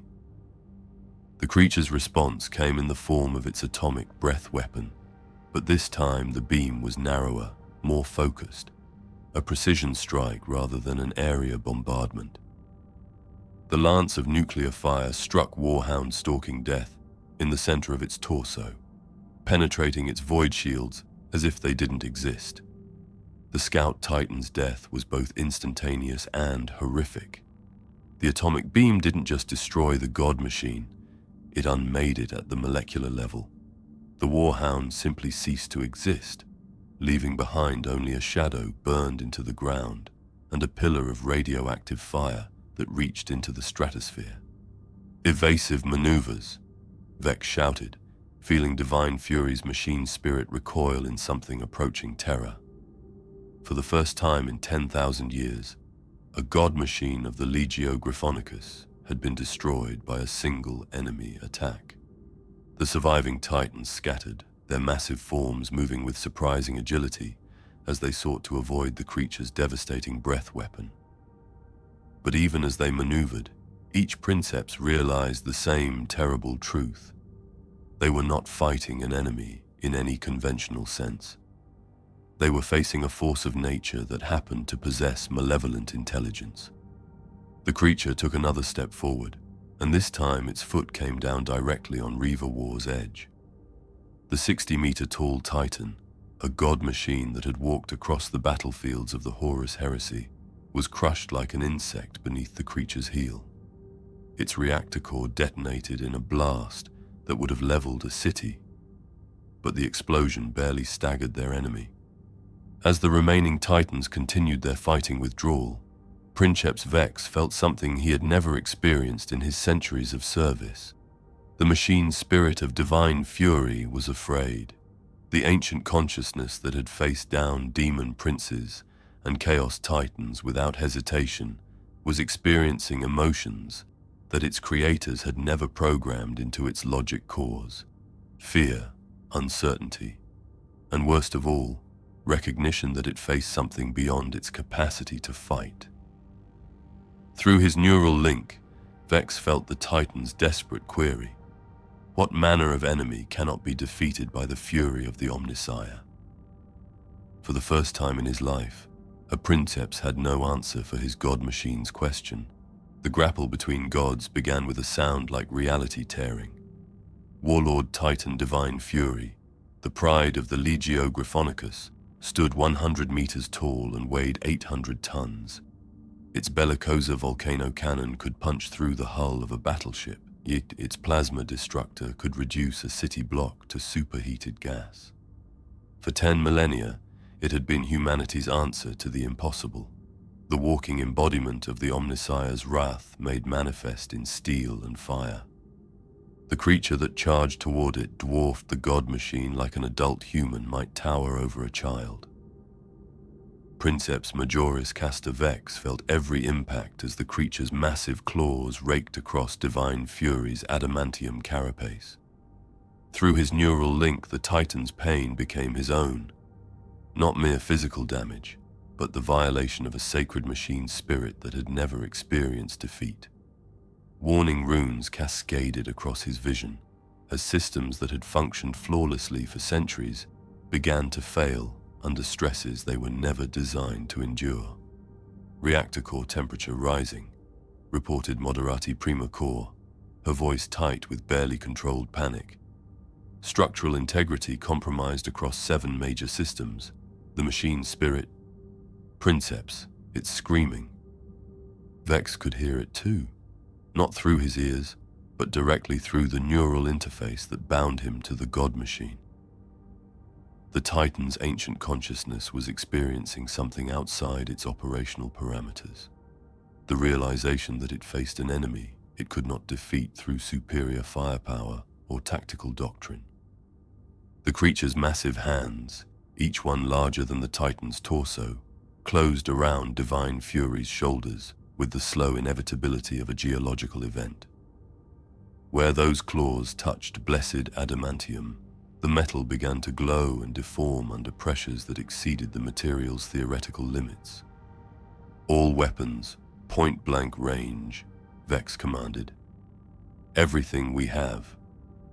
The bellicosa volcano cannon fired at a range of less than 50 meters, its plasma bolts striking the creature's chest with enough force to level a mountain. The blast illuminated both combatants in nuclear fire, creating a pillar of superheated gas that reached into the stratosphere.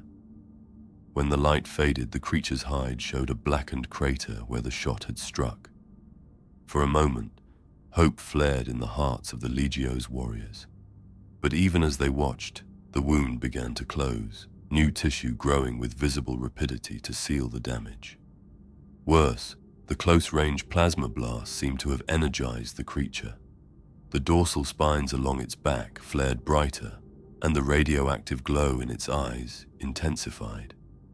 It was not merely healing from their attacks, it was growing stronger.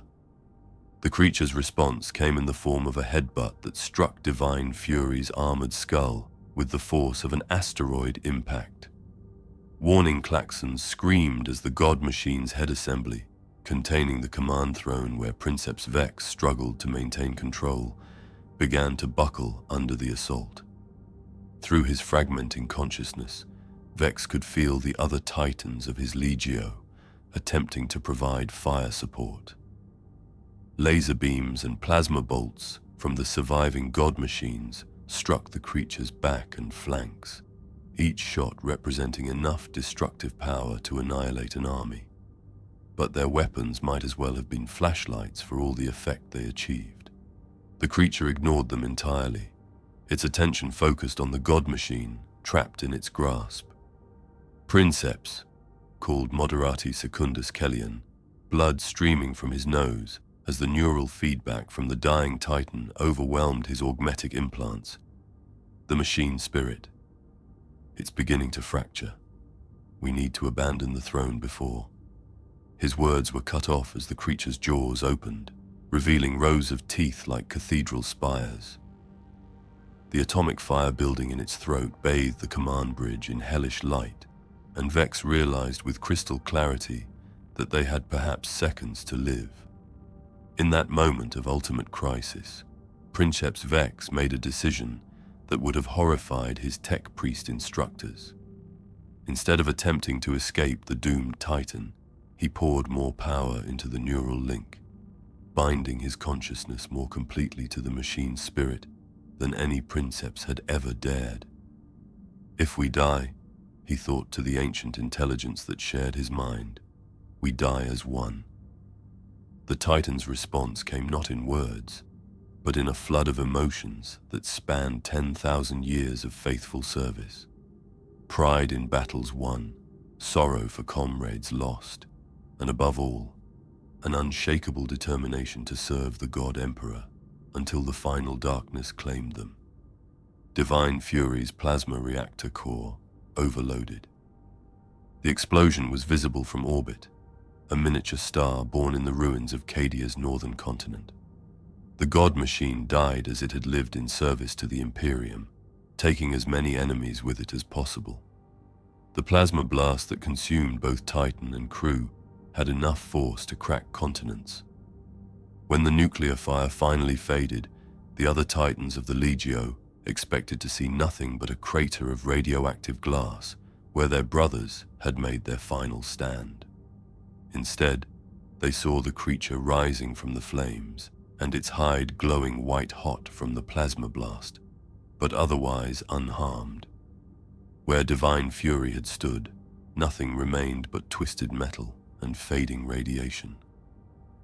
The message was clear. Even the death of a God Machine was merely an inconvenience to this primordial horror. Princeps Draconis of the Warlord Emperor's wrath felt his own machine's spirit recoil in something approaching terror as the creature turned its attention toward the surviving Titans. The ancient consciousness that had walked beside the Emperor himself during the Great Crusade was experiencing an emotion that had been programmed out of its logic cores during construction: despair. Through the Legio's command network, desperate transmissions crackled between the surviving God Machines. This is righteous vengeance. Our weapons have no effect. Repeat, standard armaments are ineffective against the target. Storm Herald reporting reactor core stress beyond safety parameters. The machine's spirit it's afraid. I can feel its terror through the neural link. All Titans, tactical withdrawal to the Tyrock defense line. We cannot. Emperor, preserve us. We cannot fight this thing. For the first time in the 10,000-year history of the Legio Gryphonicus, God Machines turned and fled from an enemy. The sight of the retreating Titans, their massive forms silhouetted against the burning sky, sent shockwaves of despair through every Imperial defender who witnessed it. If the Titans could not stand against this creature, what hope did any of them have? The creature watched them go with what could only be interpreted as amusement, then turned its attention toward the population centers, visible in the distance. Its atomic breath had carved a path of destruction 50 kilometers wide through Cadia's northern continent. Every step it took left crater-sized footprints that would serve as landmarks for centuries to come. Behind it, the wreckage of humanity's greatest war machines lay scattered across the battlefield like the toys of a petulant child.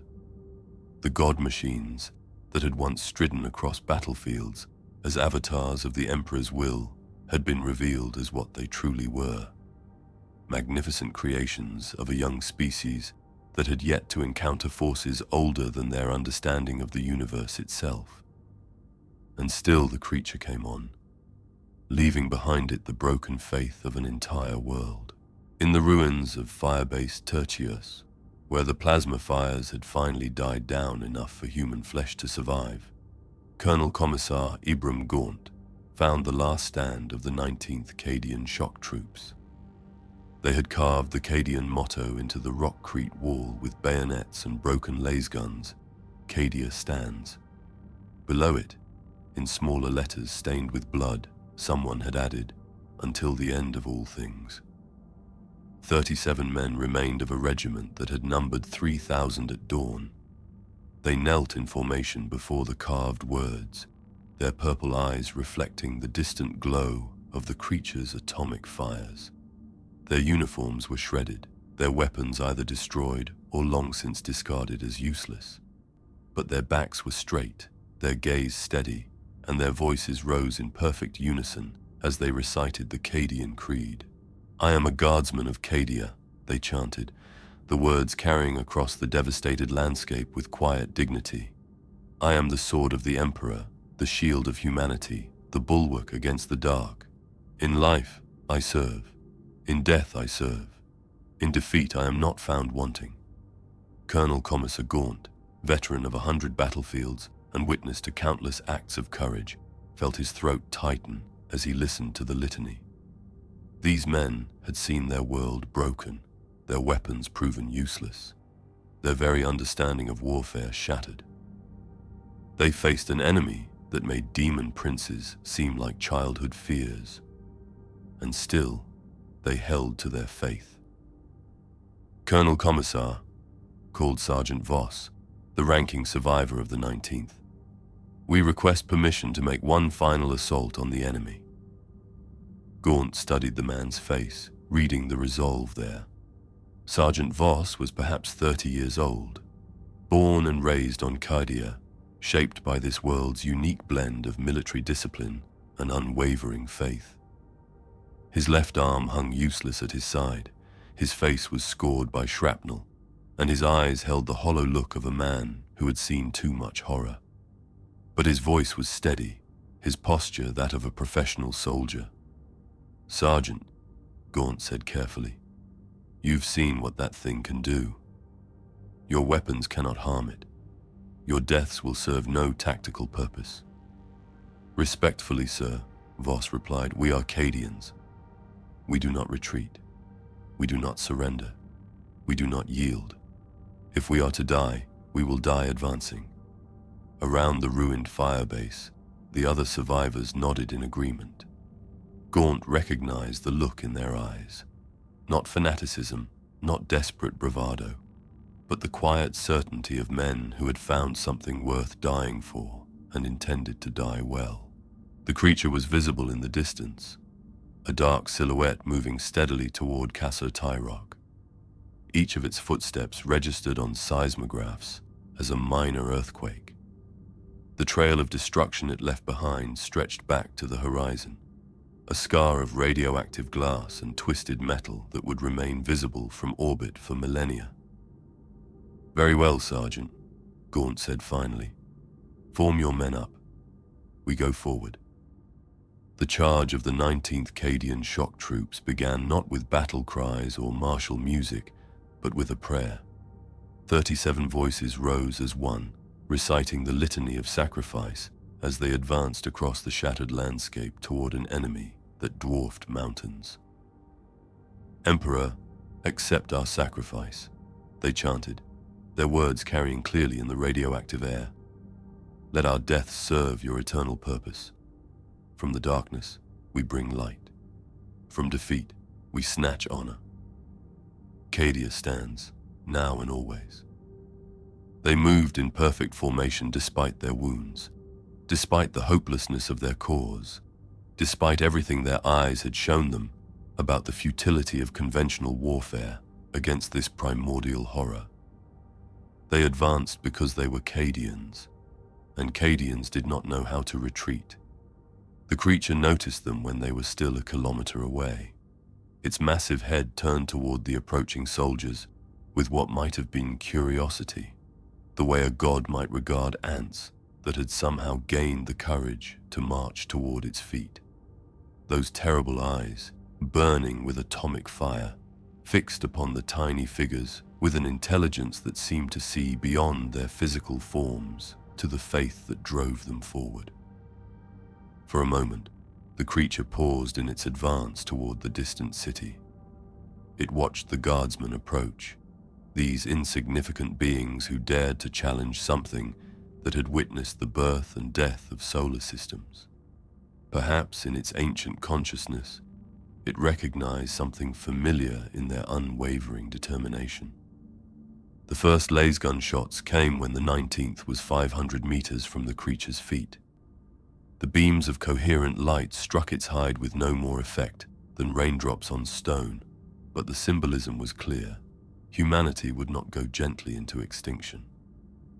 More survivors emerged from the ruins as word of the 19th's charge spread. Men of the 47th Armored, their tanks destroyed but their spirits unbroken. Sailors from the shattered fleet, armed with nothing but boarding weapons and absolute faith. Even civilians, factory workers, merchants, and children barely old enough to hold a laser gun joined the advance. They came not because they believed they could win, but because they were human, and humans did not surrender to the dark. The creature's response was swift and terrible. Its atomic breath swept across the advancing formation, vaporizing everything in its path in an instant of nuclear fire. Where hundreds of brave souls had stood, nothing remained but shadows burned into the ground and the echo of their final prayer. But even as the flames consumed them, more emerged from the ruins. The charge of the 19th had become something larger, a statement written in blood and sacrifice, a declaration that Cadia's spirit could not be broken even when its flesh failed. Colonel Commissar Gaunt found himself running alongside factory workers and tech adepts, stormtroopers and civilian volunteers, all united in a final gesture of defiance. His bolt pistol was empty, his power sword useless against an enemy of this scale, but still he ran forward because that was what Cadia demanded of its children.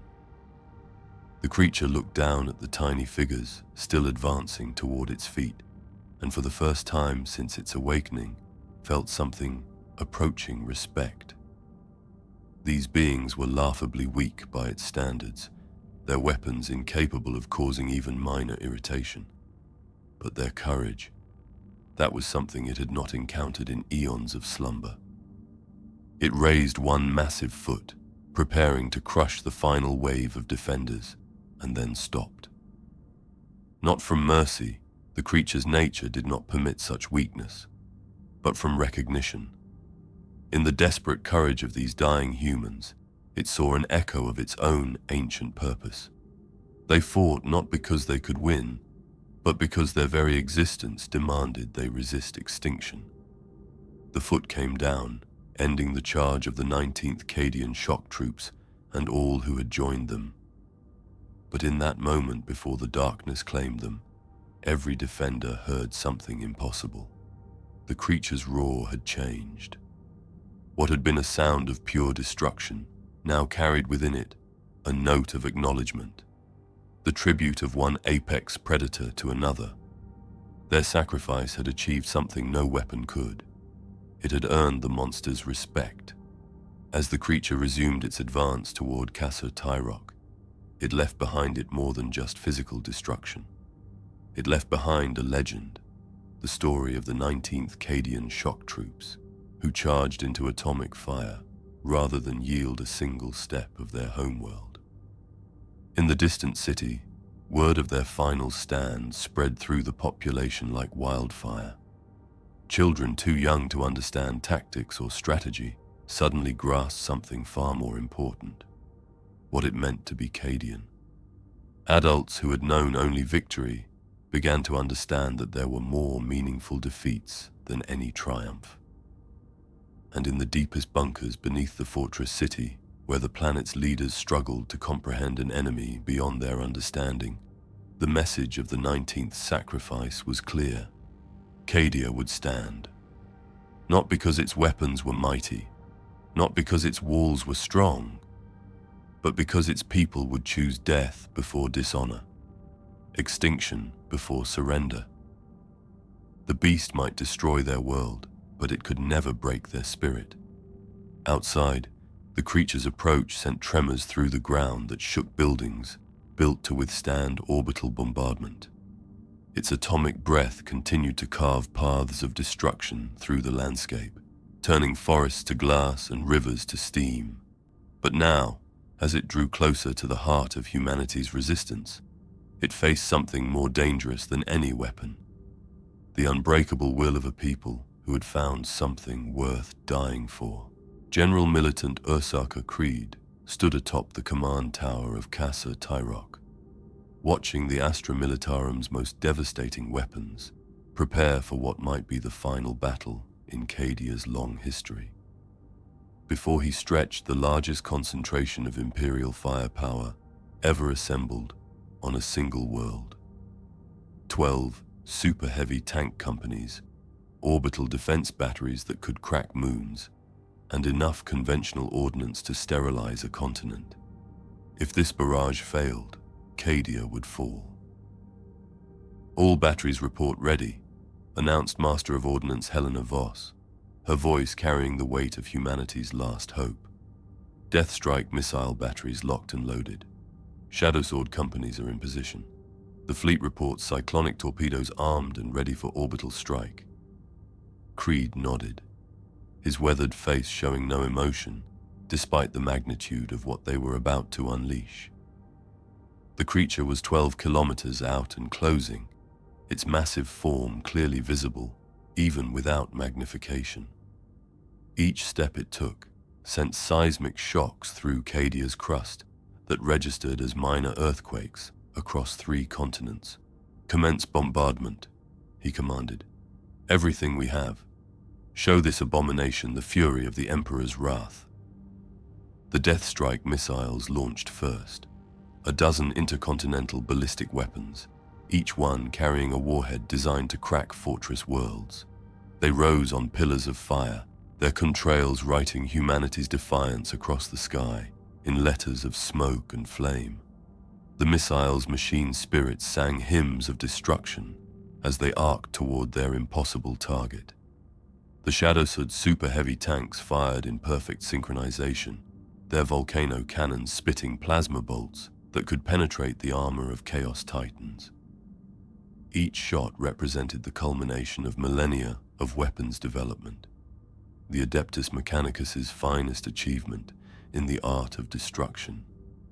From orbit, the Imperial Navy added its voice to the symphony of annihilation. Cyclonic torpedoes, weapons forbidden on all but dead worlds, descended through Cadia's atmosphere like falling stars. Each one carried enough destructive force to crack a planet's crust, to set continents ablaze, to scorch the very air from the sky. The barrage struck the creature in a cascade of nuclear fire that turned night to day across half of Cadia. The combined explosive force was equivalent to a dozen stellar detonations, compressed into a single moment of absolute destruction.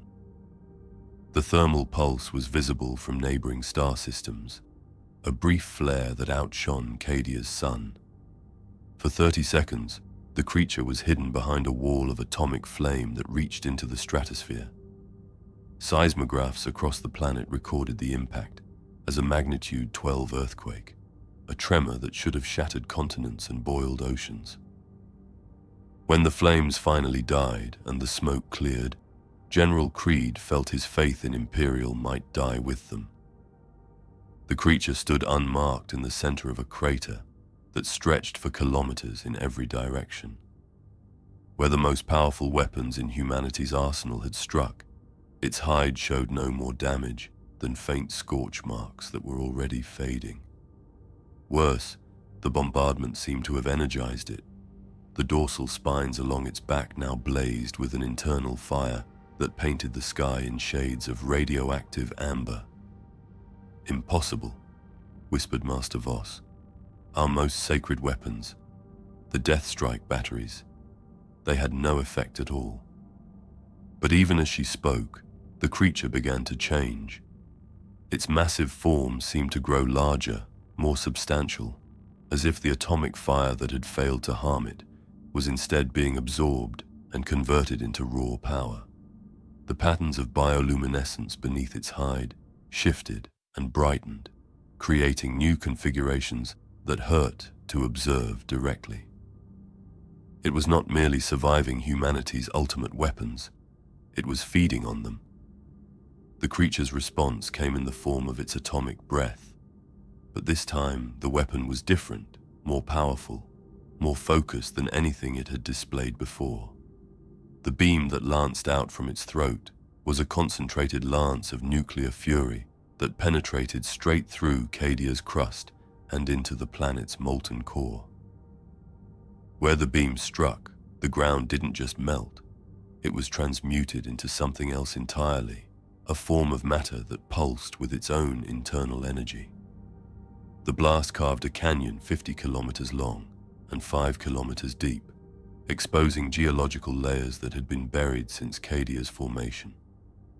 The thermal updraft from the attack created a firestorm that engulfed everything within a 100-kilometer radius. Ancient forests that had stood since before humanity's first steps into space were reduced to ash in moments. Rivers boiled away to nothing, leaving behind beds of cracked stone that glowed with residual heat. "Sir," called communications adept Kellion, his voice barely audible above the howling of superheated winds. "We're losing contact with forward observation posts. The thermal bloom is interfering with all long-range sensors." General Creed watched the destruction through his command tower's armored viewports, seeing a lifetime of military doctrine crumble before his eyes. He had planned defenses against Chaos fleets, Orc invasions, Tyrannid hive fleets, every conceivable threat that the galaxy could produce.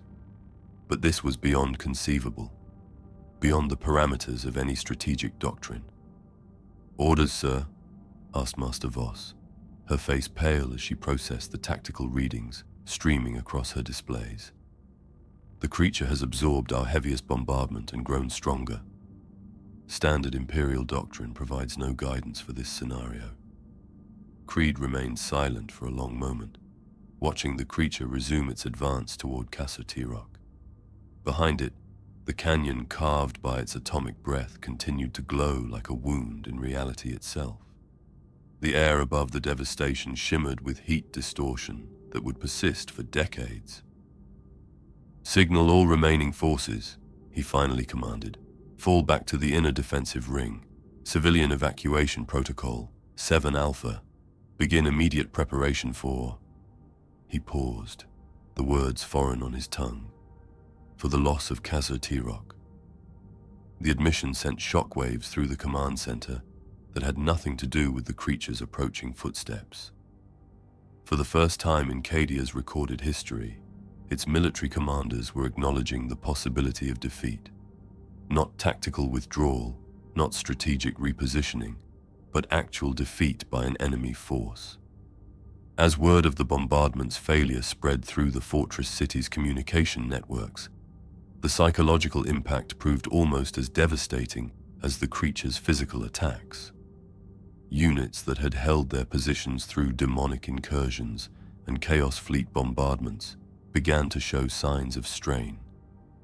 Men who had never known fear found themselves questioning the fundamental assumptions about imperial might that had shaped their entire lives. In the medici centers, requests for nerve stabilizers and combat drugs increased exponentially as soldiers struggled to process the reality of facing an unkillable enemy. In the chapels, prayer services that normally lasted an hour stretched on for entire watches as the faithful sought comfort in rituals that had sustained them through previous crises. But even as despair spread through Cadia's defenders, pockets of resistance began to form around a new understanding. If their weapons could not save them, their sacrifice might still have meaning. The example of the 19th Cadian shock troops, who had charged atomic fire rather than yield, spread through the ranks like a rallying cry. The creature continued its advance, now less than 8 kilometers from Castor Tyrok's outer walls. With each step, it left behind footprints that would serve as lakes for future generations, if any survived to see them. Its atomic breath continued to reshape the landscape, carving new valleys and turning ancient landmarks into radioactive glass. And still it came on, indifferent to humanity's greatest weapons, inexorable as time itself, carrying in its wake the promise of an ending that no imperial doctrine had ever prepared them to face. In the deepest sanctum beneath Castor Tyrok, where the walls were lined with blessed silver and wardstones older than the Imperium itself, the Cadian astropathic choir prepared to attempt something that violated every tenet of their training. Primary astropath Lydia Vane floated in a suspension tank filled with blessed oils and psychoactive compounds, her eyeless sockets weeping tears of blood as 17 of her most powerful psychers linked their minds to hers. Around them, autoflagellants carved sacred geometries into their flesh, while servo skulls burned incense that contained fragments of the God Emperor's own presence. They were going to try to bind a god. Primary, gasped astropath Tertius Marcus Kellion, his augmetic voice box crackling with psychic interference. The entity's psychic resonance it's unlike anything in our codices. It exists in the material realm, but casts shadows in dimensions we don't have names for. Vane nodded, feeling the creature's approach through psychic senses that had been honed by decades of exposure to the warp's chaotic emanations. But this was different from anything she had encountered in her century of service, where demons burned with the malevolent fury of chaos, where Eldar minds sang with alien harmonies. This entity projected something far more disturbing, absolute indifference to the psychic realm itself. It doesn't belong to the warp, she whispered, her voice carrying the weight of terrible revelation. It predates our understanding of psychic phenomena entirely, but we must try.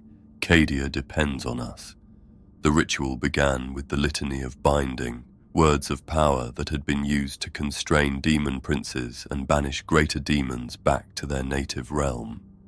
The 18 psychers spoke in unison, their combined will focused like a lance of pure thought directed at the creature's advancing form. The psychic assault struck the entity with the force of a stellar detonation compressed into mental energy. The combined might of the Cadian astropathic choir, channeled through rituals that had been perfected over 10 millennia, crashed against the creature's consciousness like a tide of liquid fire. The entity paused in its advance. For a moment, hope flared in the hearts of the psychers.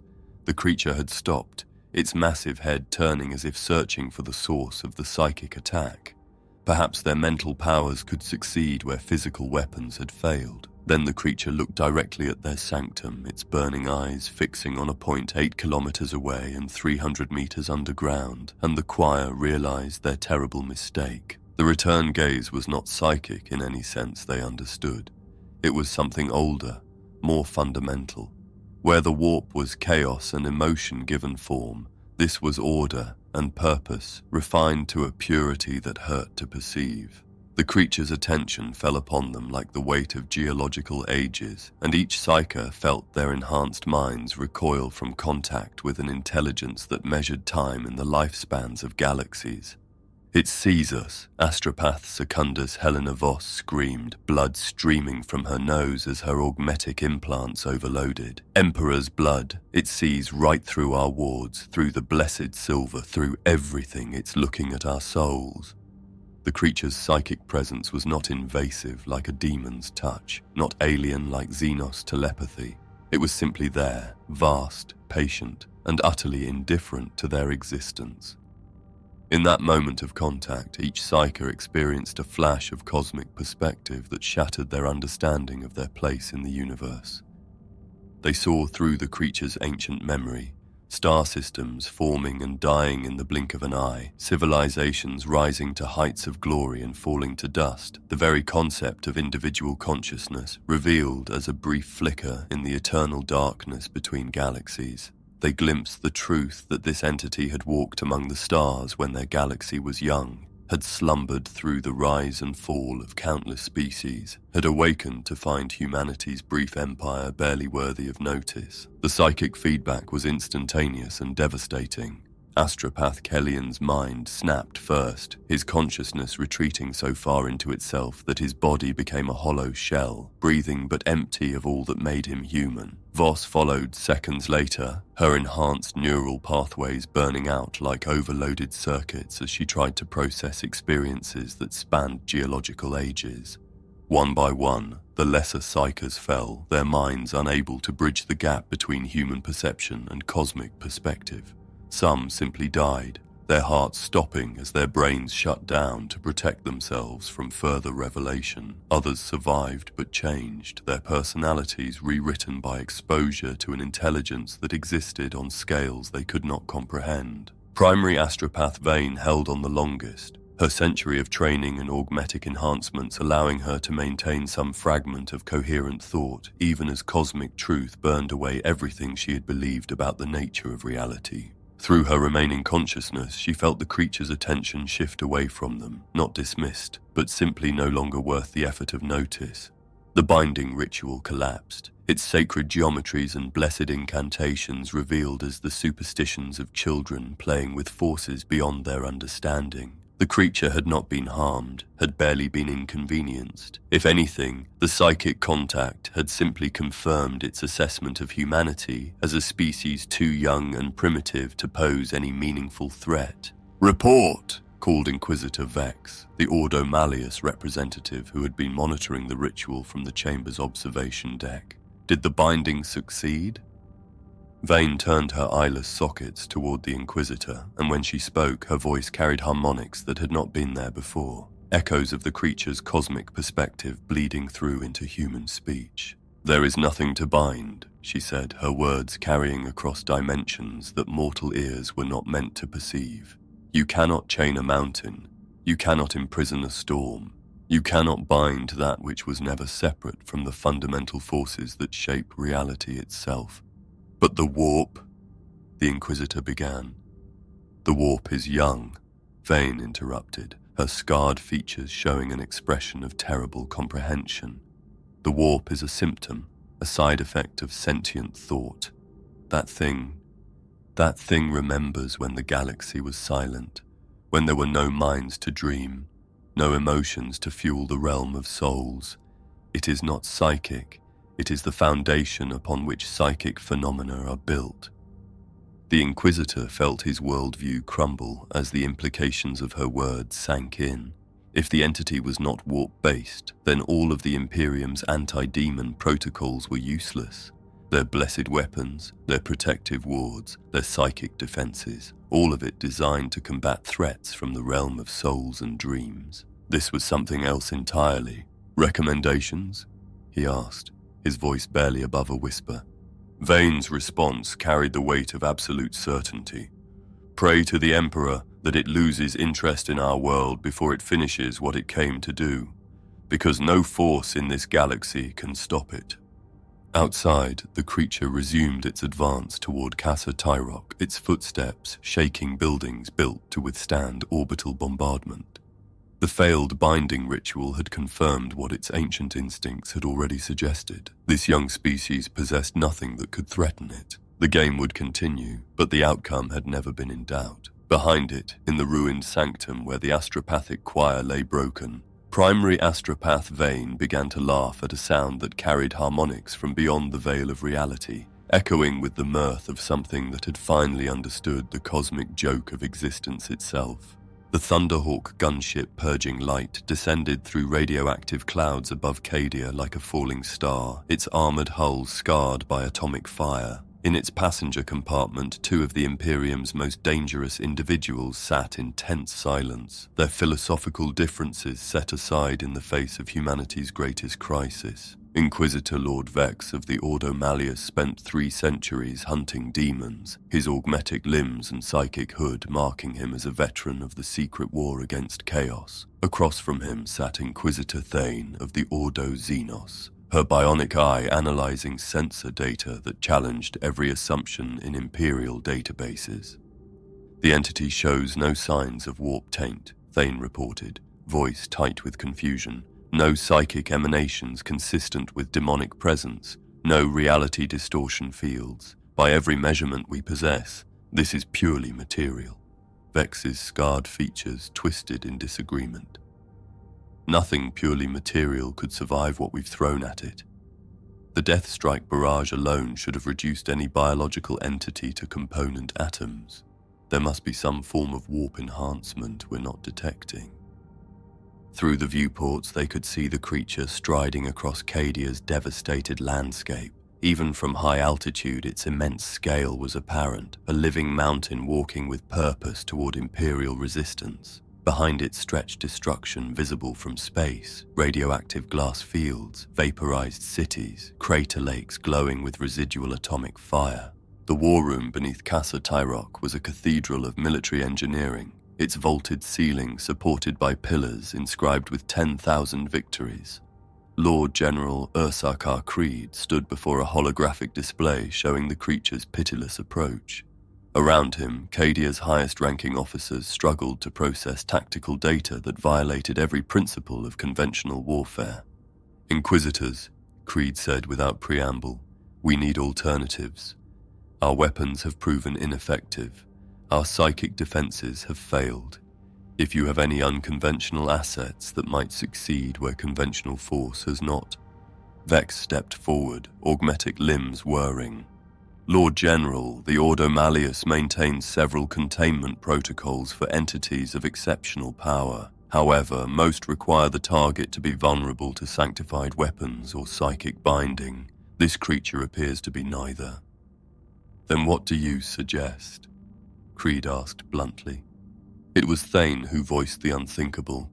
"We could attempt to make contact, establish communication, determine what it wants." The war room fell silent except for the distant rumble of footsteps.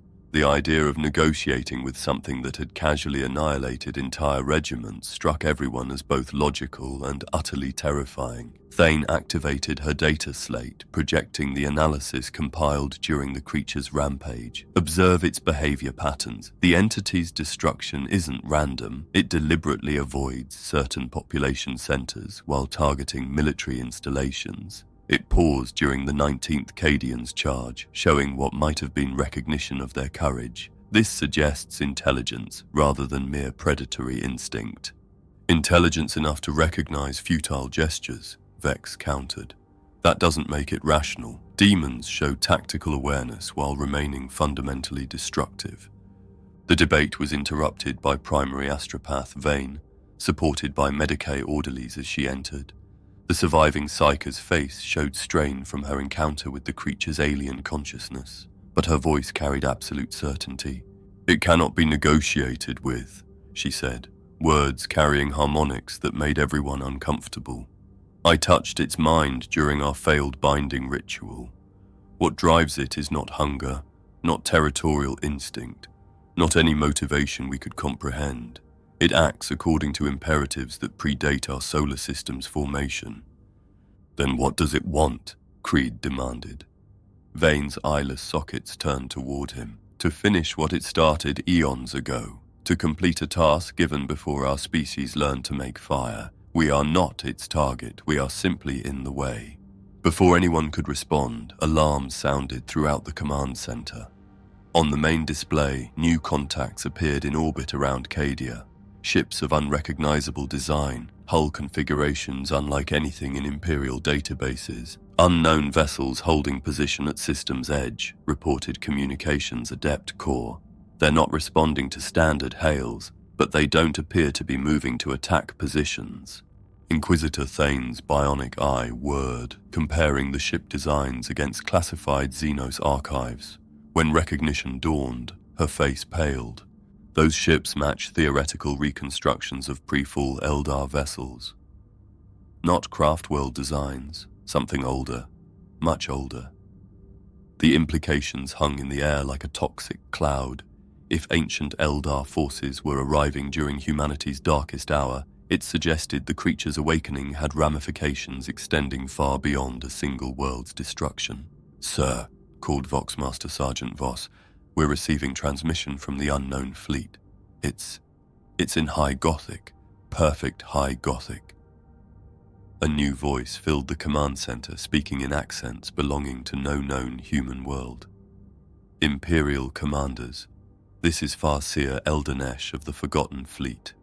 We have come not as enemies but as witnesses to an ending prophesied in the stars before your species crawled from its birthworld's oceans. The herald of ending walks among you, and all our fates hang in the balance. The revelation that ancient Eldar were willing to communicate sent shockwaves through the assembled officers. In 10,000 years of conflict, such cooperation was unprecedented. This is Lord General Creed. If you have knowledge of this entity, we need to hear it. Our world is dying. Your world was always going to die, came the response.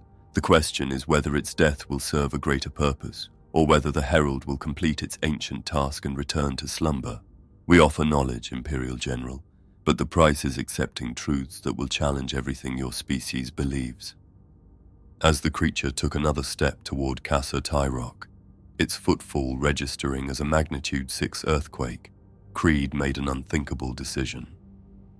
"We accept. Send your representatives."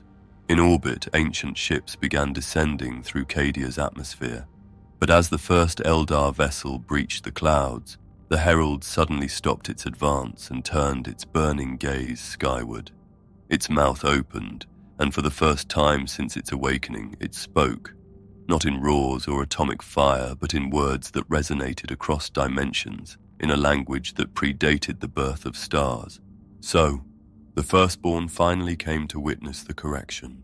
The Eldar delegation that materialized in Casa Tyrok's war room brought with them the scent of ancient sorrow and the weight of prophecies 10,000 years in the making. Farseer Eldanesh moved with the fluid grace of his species, but his normally elegant features were marked by an expression of profound melancholy that made even hardened Imperial officers uncomfortable. "You call it a creature," he said without preamble, his voice carrying harmonics that spoke directly to the soul. "A beast. A monster." These words reveal the limitations of young species that measure time in centuries rather than geological ages. What walks across your world is older than your galaxy's current configuration. It remembers when the stars themselves were arranged differently in the void. Lord General Creed studied the alien's face, reading truths there that his human mind struggled to process. "What is it?" "A herald," Eldanesh replied, activating a holographic projector that filled the war room with images that hurt to observe directly.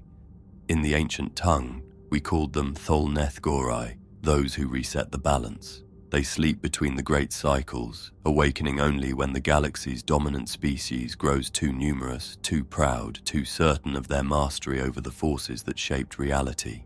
The hologram showed creatures of impossible scale moving through star systems that no longer existed, their atomic breath carving new planets from the debris of shattered worlds, their footsteps rearranging the fundamental forces that governed stellar formation. "Your species has grown powerful," the Eldar continued, his ancient eyes reflecting the wisdom of millennia. "You have conquered thousands of worlds, built an empire that spans the galaxy, declared yourselves masters of creation itself. The heralds sleep lightly when such pride echoes through the cosmic deep." Inquisitor Vex stepped forward, his augmetic limbs clicking with agitation. You're describing some form of galactic regulatory mechanism, a natural force that prevents any single species from achieving total dominance. Natural is too small a word, Eldanesh corrected. These beings were ancient when my people first looked to the stars.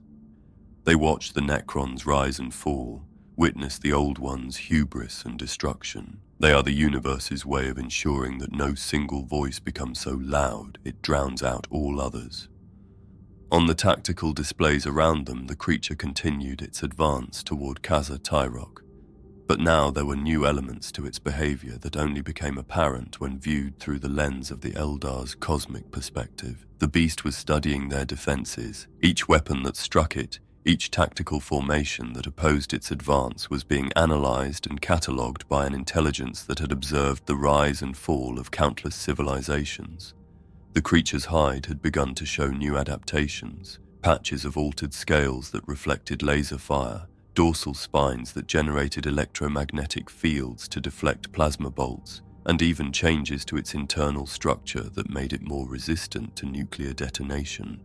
"It's learning from our attacks," whispered Tech Adept Zaxia07, his augmetic sensors tracking the creature's biological modifications in real time. "Each time we strike it, it develops new countermeasures. This is not just regeneration, this is directed evolution occurring at the cellular level." Farseer Eldanesh nodded gravely.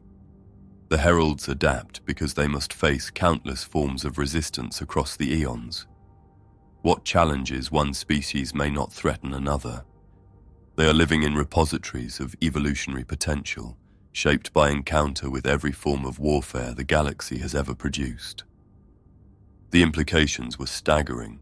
Humanity was not just fighting a single creature, they were facing the accumulated military experience of every species that had ever challenged the cosmic balance. Every tactic they employed, every weapon they deployed, was added to an arsenal of countermeasures that spanned geological ages. "Can it be stopped?" Lord General Creed asked bluntly. The Eldar's response carried the weight of cosmic sadness. Every species asks that question when the herald comes for them. The Rakgol tried to flee to other galaxies, but it followed them through the void. The Kravi attempted to hide in pocket dimensions, and it learned to walk between realities. The Yuvath sought to appease it with offerings of entire star systems. It consumed their gifts and them alike. But some must have succeeded, Inquisitor Thane insisted. Otherwise, the galaxy would be empty. "Success," Eldanesh said carefully, "is a relative term. Some species learned to accept limitations, to constrain their growth before it triggered the Herald's attention. Others found ways to redirect its purpose to convince it that their extinction would serve no cosmic function."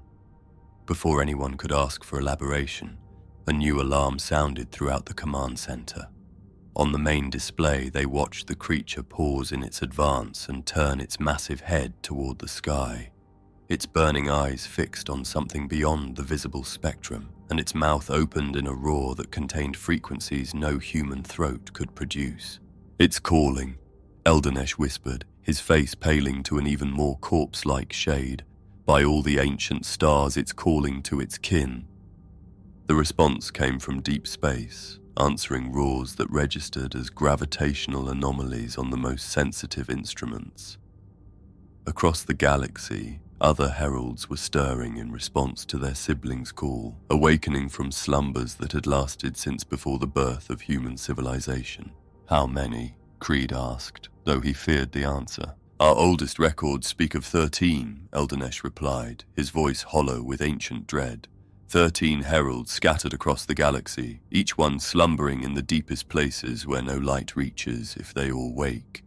He left the sentence unfinished, but the implication was clear. The creature on Cadia was not unique. It was merely the first of a galactic awakening that would reshape the universe itself. As if responding to their growing understanding, the herald began to change again. Its hide, already adapted to resist their weapons, began to show new patterns of bioluminescence. The dorsal spines along its back flared brighter, and its atomic breath weapon started charging with a different quality of energy, something that made reality itself seem to bend around the building power. "It's preparing for a demonstration," Farseer Eldanesh observed, his prescient abilities allowing him glimpses of the immediate future. "It wants to show your species what it's truly capable of, to make clear the futility of further resistance." The herald's mouth opened, and this time the atomic fire that emerged was unlike anything they had witnessed before. Instead of the focused beam or area bombardment they had seen previously, this was something that challenged the very laws of physics. The energy struck the ground and seemed to sink into it, disappearing without the expected explosion or thermal bloom. For a moment, nothing happened. Then the ground began to change, starting from the point of impact and spreading outward like ripples in a pond. The very matter of Cadia began to alter its fundamental structure. Rock became crystal, metal transformed into substances that had no names in human science, and the air itself began to glow with new forms of radiation that their instruments couldn't classify. "Molecular restructuring," breathed Tech Adept Zaxius-07, his augmetic sensors struggling to process readings that violated every principle of materials science. "It's not just destroying matter, it's rewriting the basic laws that govern how atoms interact with each other." The wave of transformation spread for 10 kilometers before stopping, leaving behind a landscape that belonged to no world humans had ever seen.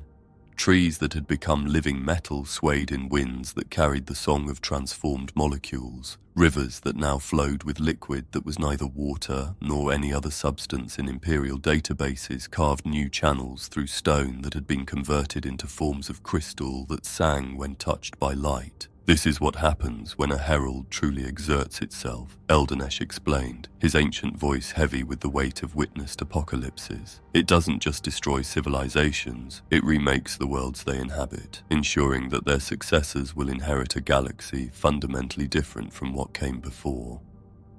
The demonstration had achieved its purpose. Throughout Casa Tyrok, even the most stalwart defenders found their resolve wavering as they contemplated an enemy that could rewrite the basic laws of reality on a whim. This was not warfare in any sense they understood. This was the universe itself acting to correct what it perceived as an imbalance. But even as despair settled over the command center like a shroud, Farseer Eldanesh spoke again. "There is one path that remains, though it requires sacrifices your species may be unwilling to make." "Speak," Creed commanded, grasping at any possibility of salvation. "The heralds do not act from malice," the Eldar explained. "They are compelled by imperatives older than consciousness itself, but they can be redirected if one understands their true purpose. They do not seek to end life. They seek to prevent any single form of life from achieving total dominance over the cosmic order." "What does that mean in practical terms?" Inquisitor Vex demanded. Eldanesh's response carried implications that shook everyone present. "It means that if humanity were to voluntarily constrain its expansion, to accept limits on its growth and abandon its claims to galactic supremacy, the Herald might consider its mission accomplished. But such a choice would require your species to fundamentally alter its understanding of its place in the universe." The suggestion struck at the very heart of Imperial doctrine. For 10,000 years, humanity had been taught that they were destined to rule the galaxy, that the Emperor's vision of human dominance was not just their right, but their sacred duty. To accept limitation, to abandon the Great Crusade's ultimate goal, would be to deny everything the Imperium stood for. "Impossible," Inquisitor Vex stated flatly. "The Imperium cannot abandon its manifest destiny. To do so would be to betray the Emperor's vision, to render meaningless the sacrifices of countless billions." "Then your species will learn what ours learned long ago," Eldanesh replied sadly. "That pride is the luxury of the young, and wisdom is the burden of survivors." Outside, the Herald resumed its advance toward Casa Tyrok, but now its movement carried a different quality. It was no longer simply destroying obstacles. It was studying them, learning from each defensive measure, adding to its vast repository of knowledge about how species chose to face their own extinction. Behind it, the transformed landscape pulsed with alien life, a preview of what Cadia and perhaps the entire galaxy might become if humanity proved too stubborn to accept its place in the cosmic order. The choice that would determine the fate of human civilization was approaching with every thunderous footstep, and time was running out to find wisdom in the face of annihilation. In the Eye of Terror, where reality bled and nightmares took physical form, Abaddon the Despoiler stood upon the bridge of his flagship Vengeful Spirit and watched something that challenged even his millennia of experience with the impossible. The scrying pools that lined the vessel's command deck showed Cadia burning beneath the herald's atomic fury, but it was not the familiar fire of chaos corruption. This was something older, something that made even the demon princes in his retinue recoil with what might have been fear. War Master, called Sorcerer Lord Zaraphiston, his voice distorted by the warp energies that wreathed his form. The creature, it shows no resonance with the great powers.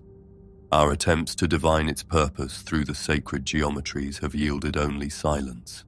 Abaddon's scarred features twisted in contemplation. For 13 Black Crusades he had hurled himself against Cadia's defenses, seeking to break the world that guarded the only stable route from the Eye of Terror. He had sacrificed fleets, legions, and entire worlds in pursuit of that goal. Now, as he watched a single entity accomplish in hours what his forces had failed to achieve in millennia, he felt something approaching admiration. "Show me its approach vector," he commanded, his voice carrying the authority of one who had commanded the loyalty of Chaos Space Marines for 10,000 years. The tactical hololiths shifted, displaying the Herald's path of destruction across Cadia's northern continent. But it was not the devastation that caught Abaddon's attention, it was the precision. Every military installation had been targeted with surgical accuracy. Every population center that served no strategic purpose had been spared. This was not the mindless rampage of some primordial beast, but the calculated campaign of a general who understood warfare on a scale that dwarfed even the Great Crusade. "It's not destroying Cadia," he realized aloud. "It's conquering it, demonstrating superiority. This creature understands the value of psychological warfare." Around him, the chosen of the four powers stirred uneasily. Demon Prince Dracnean, his form wreathed in the fires of Khorne, spoke in a voice like grinding metal. "The entity registers no presence in the warp, War Master. Our patron gods cannot see it, cannot influence it. It exists entirely within the material realm, yet wields power that rivals the great powers themselves." The implications were staggering. For 10 millennia, chaos had operated on the assumption that the material and immaterial realms were inextricably linked, that no force of significance could exist without some connection to the warp. This herald challenged that fundamental understanding. "Could we turn it?" asked Sorcerer Ahriman, his ancient wisdom focused on tactical possibilities. "Direct its fury against the Corpse Emperor's palace. If it can destroy Cadia so easily, terror itself might fall before such power." Abaddon considered this, watching the creature's inexorable advance toward Casa Tyrok. The idea of the herald laying waste to the Imperial Palace, of the golden throne crushed beneath footsteps that had walked among dying stars, held undeniable appeal. Attempt contact, he decided. If this entity can be reasoned with, perhaps an alliance could be forged. The enemy of the Imperium might prove to be our ally. But even as the words left his lips, Abaddon felt a chill that had nothing to do with the cosmic winds that howled through the Eye of Terror. In the deepest part of his consciousness, where the influence of the dark gods had not yet completely consumed his original humanity, a voice whispered warnings about powers that predated even chaos itself.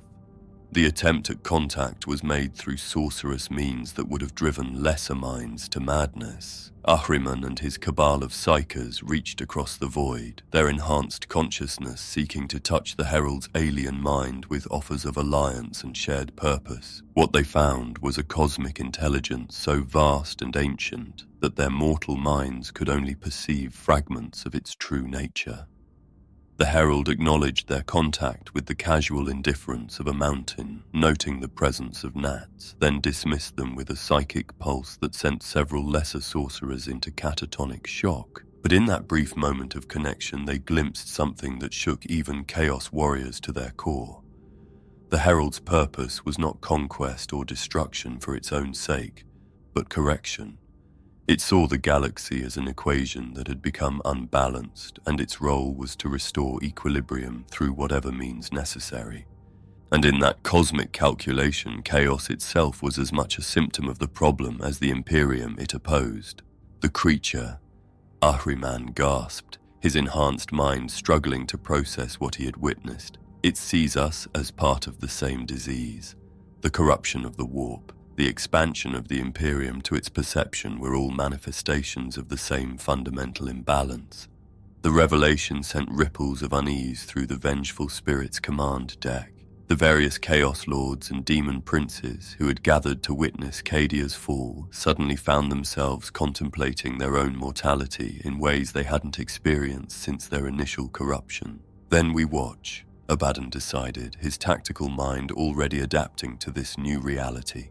We observe how this herald deals with the Imperium, and we prepare for the possibility that its attention might eventually turn toward us. On the scrying pools, the herald took another step toward Casa Tyrok, its atomic breath carving new channels through Cadia's ancient bedrock. Behind it, the transformed landscape pulsed with alien energies that made even demon-touch technology malfunction. But it was not just the physical transformation that caught the attention of Chaos's servants. The herald's presence was affecting the warp itself. The roiling energies of the Eye of Terror were growing calmer, as if some fundamental force was imposing order on the chaotic maelstrom. "War Master," reported Navigator Corvanis, his third eye weeping tears of blood as he tried to process readings that challenged his understanding of warp navigation. "The eye itself is stabilizing. The warp storms are diminishing. If this continues, our ships may lose the ability to navigate efficiently through the immaterium." The strategic implications were enormous. Chaos's greatest advantage had always been its ability to strike anywhere in the galaxy through warp travel, to appear without warning from the roiling energies of the immaterium. If the herald's presence was somehow calming the warp, it might rob Chaos of its greatest tactical asset. "Perhaps," mused Sorcerer Lord Zaraphiston, "this is how the universe cleanses itself.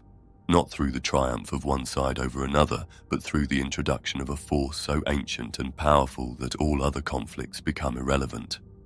As the herald approached the heart of Imperial resistance on Cadia, the servants of Chaos found themselves in the unprecedented position of hoping that their ancient enemies might somehow find a way to appease or redirect this cosmic force. Because if the herald completed its work on Cadia and turned its attention to other worlds, even the Eye of Terror might not prove sanctuary enough against something that remembered the galaxy's formation and had the power to reshape it according to its own ancient design. In the distance, barely visible through the scrying pool's warp-touched vision, the herald's roar echoed across dimensions, and for the first time in 10,000 years, the laughter of the dark gods fell silent.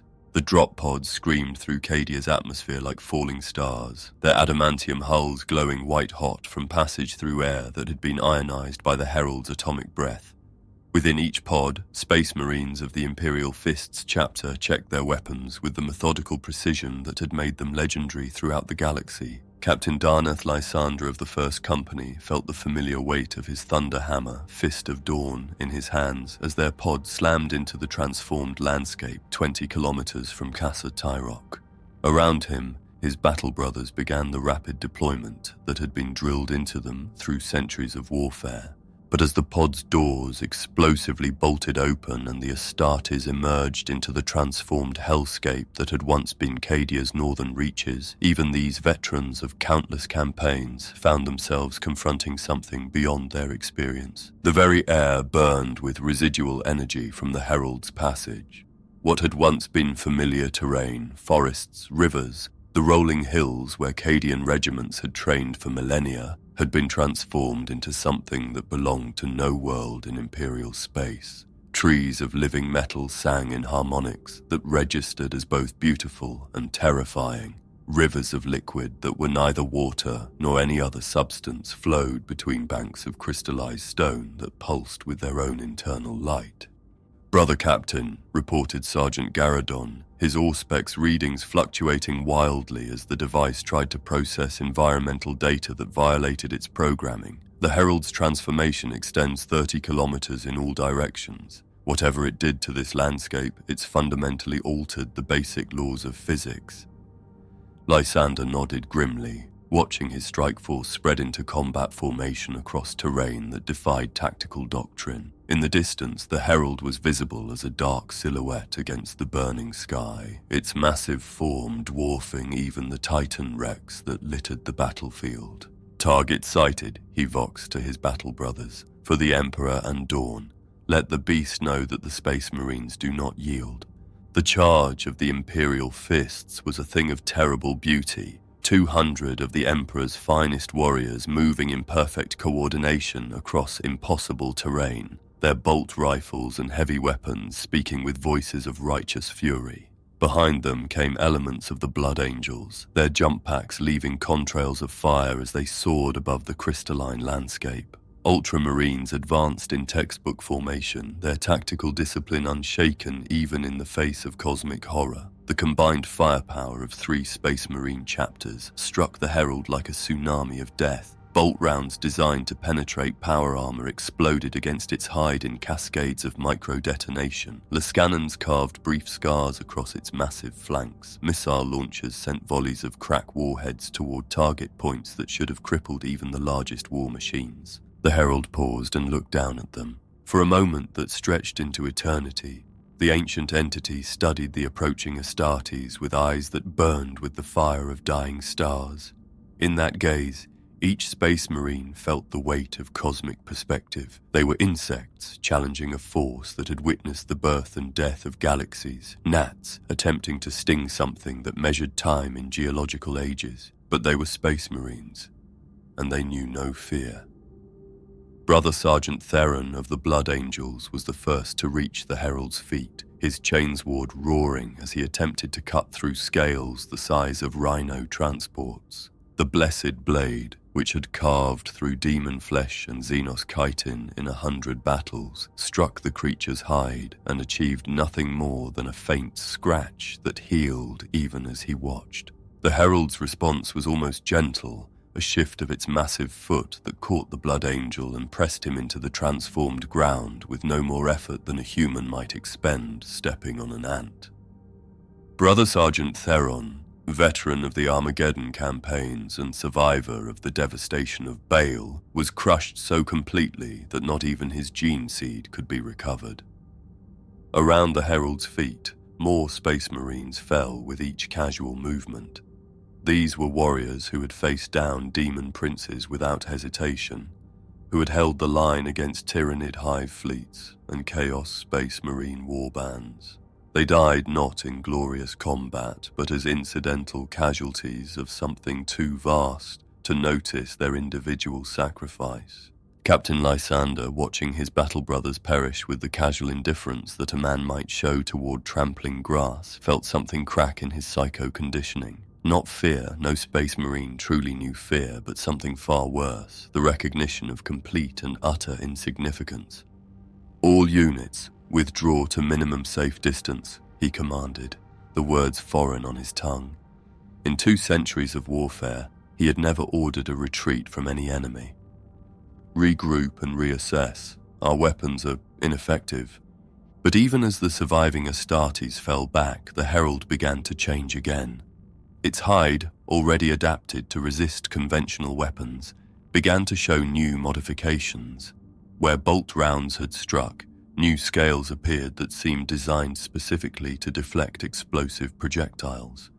Where Lascannon beams had carved their brief scars, the flesh had regrown with a reflective quality that would scatter coherent light. It was learning from their attack patterns, adding their weapons to its vast catalogue of threats to be countered.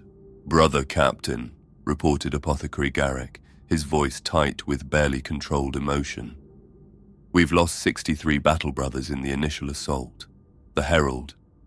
It's adapting to our weapons in real time. Each shot that connects makes it more resistant to similar attacks. The implications were staggering. The Astartes had faced adaptive enemies before, tyrannid organisms that evolved between battles, chaos demons that shifted form to counter specific weapons. But this was different. The herald wasn't just adapting, it was demonstrating that it had encountered and defeated similar weapons countless times before across the eons. Humanity's finest weapons, the pinnacle of 10,000 years of military development, were revealed as variations on themes the herald had faced from countless other species throughout galactic history. New contacts, called Brother Epistolary Verenius, his psychic senses detecting the approach of additional space marine forces, multiple chapters converging on our position. Across the transformed landscape, more drop pods were falling like rain.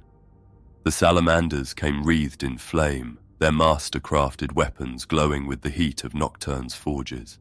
The Iron Hands advanced with augmetic precision, their bionic limbs calculating optimal firing solutions, even as they witnessed their predecessors' failure. The Black Templars charged with zealous fury, their chainswords howling hymns of hatred. Each chapter brought its own unique expertise, its own legendary weapons, its own tactical doctrines refined over millennia of warfare. Each one met the same fate as their predecessors, their finest warriors crushed like insects beneath the herald's casual attention, their most sacred relics revealed as toys before something that had walked among the stars when their primarchs were not even dreams. The herald's atomic breath swept across the advancing space marines like the wrath of an angry god. Where the nuclear fire touched, power armor that had protected its wearers through the horrors of the Horus heresy simply vaporized. The lucky ones died instantly, their bodies consumed by temperatures that exceeded those found in stellar cores. Others survived long enough to feel their enhanced physiology fail, their 3 lungs and 2 hearts proving inadequate against radiation that rewrote the basic structure of living tissue. Captain Lysander, watching from the edges of the atomic firestorm, felt his faith waver for the first time since his elevation to the ranks of the Astartes. He had been taught that Space Marines were the Emperor's answer to any threat, that no enemy could be defeated through superior training, equipment, and unwavering faith. This herald challenged all of those assumptions. It was not evil in any sense they understood. It showed no malice, no cruelty, no joy in destruction. It simply existed on a scale that made their greatest achievements seem like the scribbling of children. "Brother Captain," Vox Chapter Master Tor Garadon from his position aboard the strike cruiser in Violet Sword, "what are your tactical recommendations? We have additional companies ready to deploy." Lysander looked across the battlefield, where the finest warriors humanity had ever produced lay broken and forgotten, their deaths as meaningless to the herald as the crushing of insects beneath a giant's heel. He thought of the gene seed that would never be recovered, the accumulated wisdom of millennia that had been snuffed out in moments. "Negative deployment," he finally responded, the words bitter in his mouth. "All units maintain orbital position. We need a new approach." For the first time in their 10,000-year history, the Space Marines had encountered an enemy they could not defeat through courage and faith alone. The realization sent shockwaves through their ranks that would echo for generations to come, assuming any of them survived to see another dawn. The great Khazar cities of Cadia had stood for 4 millennia, their fortress spires rising like prayers made manifest in adamantium and ferrocrete. Each one was a monument to human defiance against the eye of terror. Their walls had weathered demon incursions, chaos fleet bombardments, and 13 black crusades. They fell like children's toys before the herald's advance. Khazar Dearth, the northern gateway fortress that had never been breached in 3,000 years, died first. The herald's approach sent seismic shocks through foundations sunk deep into Cadia's bedrock. Buildings that had survived orbital bombardment cracked and swayed as harmonic frequencies from the creature's footsteps resonated through the fortress city's structure. Governor Militant Zerath stood on the highest tower, watching his city die. Below, Evacuation sirens wailed as millions fled through fortress gates towards safety that no longer exist anywhere on Cadia. "Sir," called Lieutenant Corvanis, "structural engineers report critical stress fractures. The foundation matrix is failing. We have perhaps an hour before catastrophic collapse." An hour. 30 years of command. Improvements meant to last 30 centuries, now 4 millennia of achievement crumbled in an afternoon. The herald appeared on the horizon like a dark mountain that had learned to walk.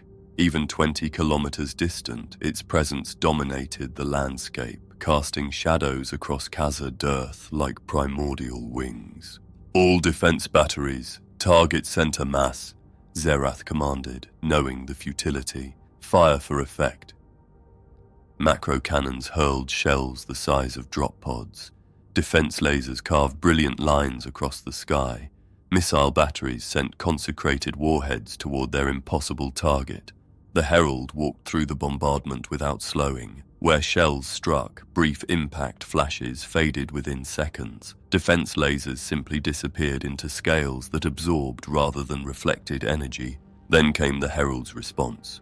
Its atomic breath was different this time, not a focused beam or area bombardment, but something existing on multiple dimensions simultaneously. The energy passed through the city's shields as if they didn't exist, penetrating deep into the core where it began incomprehensible changes. The ferrocrete and adamantium began to sing, not groaning metal or cracking stone, but actual music harmonics emerging from matter itself as the herald's weapon restructured molecular bonds.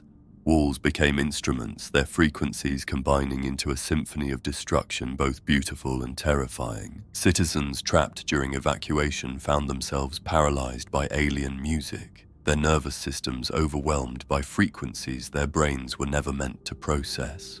Some wept uncontrollably, minds touched by melodies speaking of cosmic loneliness. Others laughed hysterically, experiencing musical mathematics revealing the underlying harmonies governing stellar formation. The herald reached the outer walls and paused, massive head tilting as if listening to the music its breath had created. It seemed almost appreciative, a composer considering a complex passage. Then it stepped forward, and Khazad Earth's death song reached a crescendo. The city didn't collapse, but dissolved, transformed matter flowing like liquid music into new configurations, following harmonies rather than architectural principles. Spires became crystalline formations, singing in multi-dimensional frequencies. Residential blocks reorganized into geometric patterns existing in more than 3 dimensions. Governor Militant Zerath watched his command tower flow around him like water, walls becoming something neither solid nor liquid, but a new state of matter pulsing with cosmic forces. In his final moments, he understood. The herald wasn't destroying their cities, but converting them into something serving purposes beyond mortal comprehension. 50 kilometers south, Lord General Creed watched tactical displays show Khazad Earth's transformation into a massive musical instrument stretching 30 square kilometers. "Estimated time to our position?" he asked quietly. "At the current approach speed, approximately 4 hours. Behind the herald, transformed cities continued their alien songs, audible across half the continent as a harmonic backdrop to humanity's approaching extinction. But as Creed studied the readings, something caught his attention in the herald's path, a rhythm to its destruction that suggested.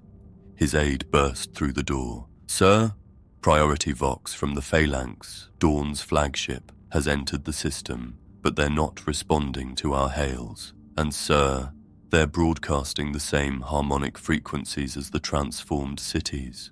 The Elysian Fields had been sacred to Cadia for longer than recorded history, a vast plain where the planet's first colonists had built their initial settlements and declared their intention to stand guard against the darkness. Now, in the shadow of approaching apocalypse, it would serve as humanity's final battlefield. General Militant Ursarkar Creed stood on the command platform that had been hastily erected at the center of the defensive line, watching the last intact forces of the Imperial Guard take their positions across 15 kilometers of sacred ground. These were not the fresh regiments that had begun this day with confidence in imperial might, but the survivors, the broken remnants of units that had witnessed the futility of conventional warfare against cosmic forces. Yet they remained, battered, traumatized, stripped of illusions about human supremacy.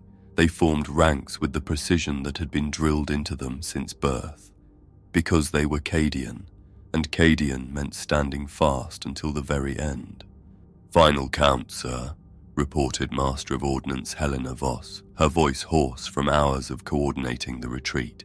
Approximately 40,000 troops from 17 different regiments. Artillery support was limited to 12 basilisk platforms. Everything else was lost in the previous bombardments. No Titan support available.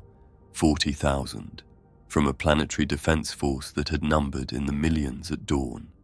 Each survivor represented dozens of comrades who had died learning the hard lesson that some enemies could not be defeated through superior firepower or tactical doctrine. In the distance, the herald approached across the transformed landscape it had created through its passage.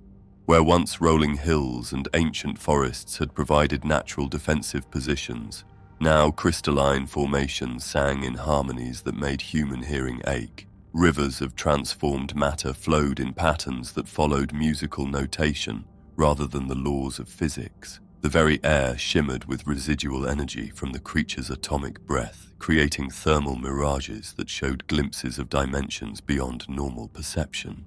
"Chaplain Castor," Creed called to the regimental priest who stood among the forward elements. "Will you address the troops?" The chaplain stepped forward, his scarred features showing the strain of maintaining faith in the face of cosmic indifference. Around him, soldiers knelt on ground that pulsed with alien energies, their lasguns held like prayer beads as they awaited what might be the last sermon any of them would ever hear. "Brothers and sisters," Castor began, his voice carrying clearly across the defensive line. "We have seen our weapons fail. We have watched our walls crumble. We have witnessed the breaking of things we thought unbreakable, but we have not seen the breaking of our spirit." A murmur of agreement rippled through the ranks, 40,000 voices giving testimony to a faith that transcended tactical reality. The creature that comes for us measures time in eons and power in the destruction of worlds. To it, we are less than insects, our lives briefer than the beating of its heart. But in that brief moment of our existence, we have chosen to stand. We have chosen to face extinction with our heads held high and our lasguns in our hands.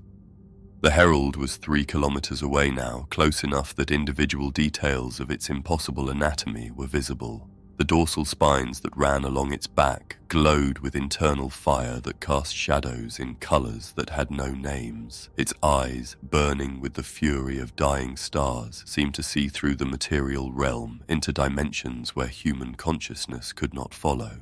"We cannot harm it," Chaplain Castor continued, his words carrying across ground that trembled with each of the creature's footsteps. "We cannot stop it. We cannot save our world or our civilization. But we can do something that no force in the galaxy can take from us. We can die well." The herald paused at 2 kilometers distance, its massive head turning to observe the defensive line that had formed across its path. For a moment that stretched into eternity, ancient intelligence studied human determination with something approaching curiosity. These beings were so small, so fragile, so utterly outmatched by the forces arrayed against them. Yet still they stood. "First rank, prepare to fire," ordered Colonel Mordian Creed, his voice steady despite the cosmic horror bearing down on them. Around him, soldiers who had seen their weapons prove useless nevertheless checked their charges and adjusted their sights with professional precision. The herald took another step forward, and the ground beneath their feet cracked like broken glass. Several defensive positions simply fell into fissures that opened in response to the creature's weight, their occupants disappearing into depths that glowed with transformed matter. "Second rank, stand ready." Another step. The herald's atomic breath began to charge, that familiar glow building in its throat like a captive star preparing to be born. The light was so intense it turned the air itself into a prism, casting rainbow patterns across the battlefield that would have been beautiful under different circumstances. All ranks, fire. 40,000 laser guns spoke as one, their beams creating a laser light show that painted the herald's massive form in brilliant colors. Each shot represented humanity's refusal to surrender, their determination to resist even when resistance was futile. The concentrated firepower would have annihilated any conventional army, vaporized any normal threat, and proven the superiority of human military doctrine over any conceivable enemy. Against the herald, it achieved nothing more than a light show. The creature stood unmoved in the center of the laser barrage, its hide absorbing the energy with the casual indifference of a mountain weathering rain. Where thousands of lass beams struck, its scales showed no more reaction than a faint warming that faded within seconds. But something had changed. The herald's terrible eyes, burning with atomic fire, no longer looked upon the Cadian defenders with cosmic indifference. Instead, there was something that might have been recognition, not of their threat, but of their courage. In 40,000 years of walking among the stars, it encountered countless species that had begged for mercy, offered bribes, or fled in terror when faced with extinction. These humans stood and fought. The herald's response came in the form of its atomic breath, but this time the weapon was different. Instead of the wide-area bombardment that had devastated Casa d'Earth or the focused beam that had destroyed the Titan legions, this was something more precise, a series of smaller blasts that carved surgical lines through the defensive positions. Where the atomic fire touched, soldiers died instantly, their bodies vaporized by temperatures that exceeded those found in stellar cores. But the herald's aim was selective, targeting weapon emplacements and command positions while sparing the common troopers who crouched in their foxholes. It was killing tactically, dismantling their ability to resist without inflicting unnecessary casualties. Even in their final moments, it was showing them something approaching respect. All units, continue firing, General Creed commanded, even as his command platform began to glow with the telltale radiation that preceded atomic bombardment. Make every shot count. But even as he spoke the words, Creed realized the futility of the order. Their shots weren't counting for anything except as a symbolic gesture, a declaration that humanity would not go gently into extinction, even when faced with forces beyond their comprehension. The herald took another step forward, and this time its foot came down directly on the center of the defensive line. 3 entire companies, 900 of Cadia's finest soldiers, were crushed in an instant, their bodies pressed into the transformed ground without the creature even noticing their existence. Yet still the survivors fought on, their laser guns speaking defiance into the face of cosmic indifference. Sergeant Helena Voss, commanding what remained of the 47th Infantry, after her officers had been vaporized in the initial bombardment, found herself face to face with the herald's massive clawed foot. The appendage was the size of a hablock, its scales scarred by weapons that had challenged civilizations across the galaxy. She could see her own reflection in its surface, a tiny figure barely visible against something that existed on a completely different scale of reality. "For Cadia," she whispered, raising her laser gun toward the creature's towering form. The herald looked down, its burning eyes focusing on the individual soldier with something that might have been curiosity. Here was a being so small that it barely registered on its enhanced senses, yet still determined to resist forces that could reshape the fundamental laws of physics. For a moment, the two entities, one ancient beyond measure, the other young and desperate, regarded each other across a gap that encompassed not just physical scale, but entire concepts of existence. The herald saw in Sergeant Voss everything it had learned to expect from organic life. Brief, fierce, ultimately meaningless, yet somehow admirable in its refusal to accept the inevitable. The atomic breath that followed was gentle by the herald's standards, a focused beam, barely wider than a human torso, that struck Sergeant Voss and instantly converted her into component atoms. She died without pain, her consciousness extinguished faster than her nervous system could register the attack. But her final shot had already left the barrel of her laser gun. adding one more beam of coherent light to the futile barrage that continued to rain against the herald's impervious hide. Across the Elysian fields, the pattern repeated itself dozens of times, individual soldiers, isolated units, and entire squads making their final stands against something that barely noticed their existence. Each death was meaningless in any tactical sense, yet somehow their cumulative sacrifice created something larger, a statement written in blood and courage that would echo across the cosmos long after the last human voice had fallen silent. The herald's advance continued, methodical and inexorable. Its atomic breath carved new patterns in the landscape, transforming the sacred fields into something that belonged to no world in human space. Behind it, the singing cities continued their alien music, their transformed matter pulsing into rhythms that followed cosmic harmonies rather than terrestrial physics. But as it stepped over the broken remnants of humanity's last defensive line, something gave the herald pause. Not the weapons fire, which had ceased as the final resistance was crushed beneath its feet. Not the tactical challenge, which had never existed in any meaningful sense. It was the silence. For the first time since its awakening, the herald found itself walking across a battlefield where no human voices could be heard, no screams of fear, no shouts of defiance, no prayers to distant gods. The Elysian fields, sacred to Cadia for millennia, had become a monument to the courage of a species that had chosen to die fighting rather than surrender to forces they could never hope to comprehend.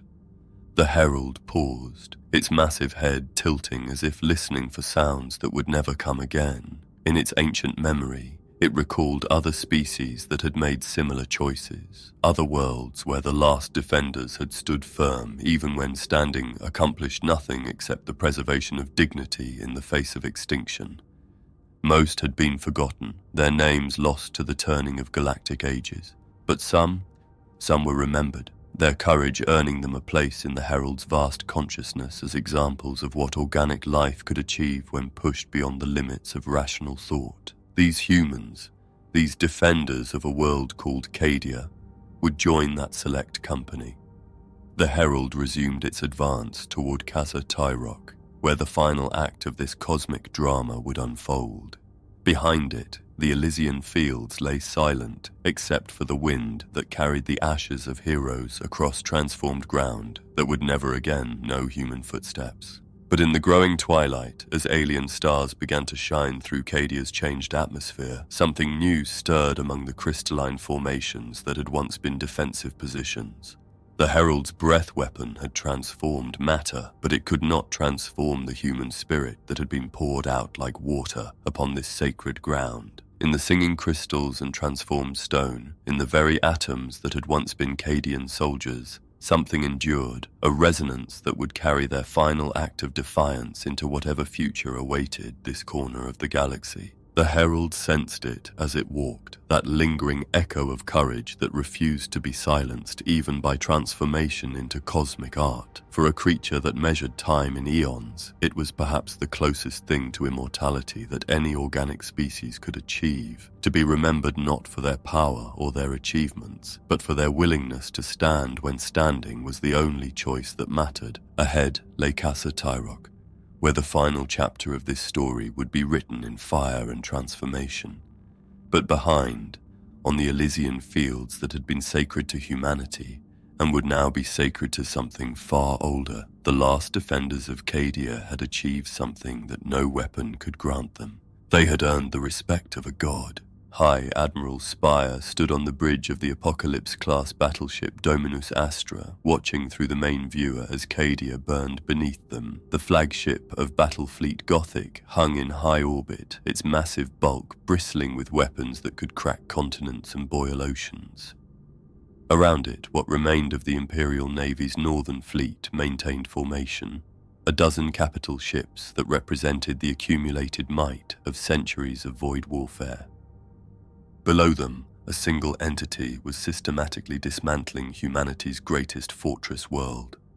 "Admiral," reported Captain Zerath from the weapons control station, "cyclonic torpedoes are loaded and ready, targeting solutions locked on the creature's position. We can achieve an optimal dispersal pattern with a full salvo." Spire nodded grimly, his weathered face showing the strain of contemplating orders that violated every principle of imperial doctrine. Exterminatus was the ultimate sanction, reserved for worlds so thoroughly corrupted that their very existence threatened the stability of the galaxy. To deploy it against Cadia, the world that had stood as humanity's shield against chaos for 10 millennia, felt like sacrilege.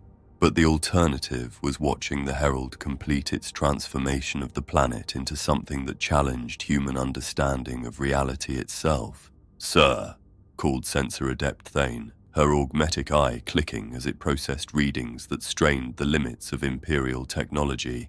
"The creature has reached Casa Tyrok's outer defenses. Estimated time to the fortress city's center, 47 minutes.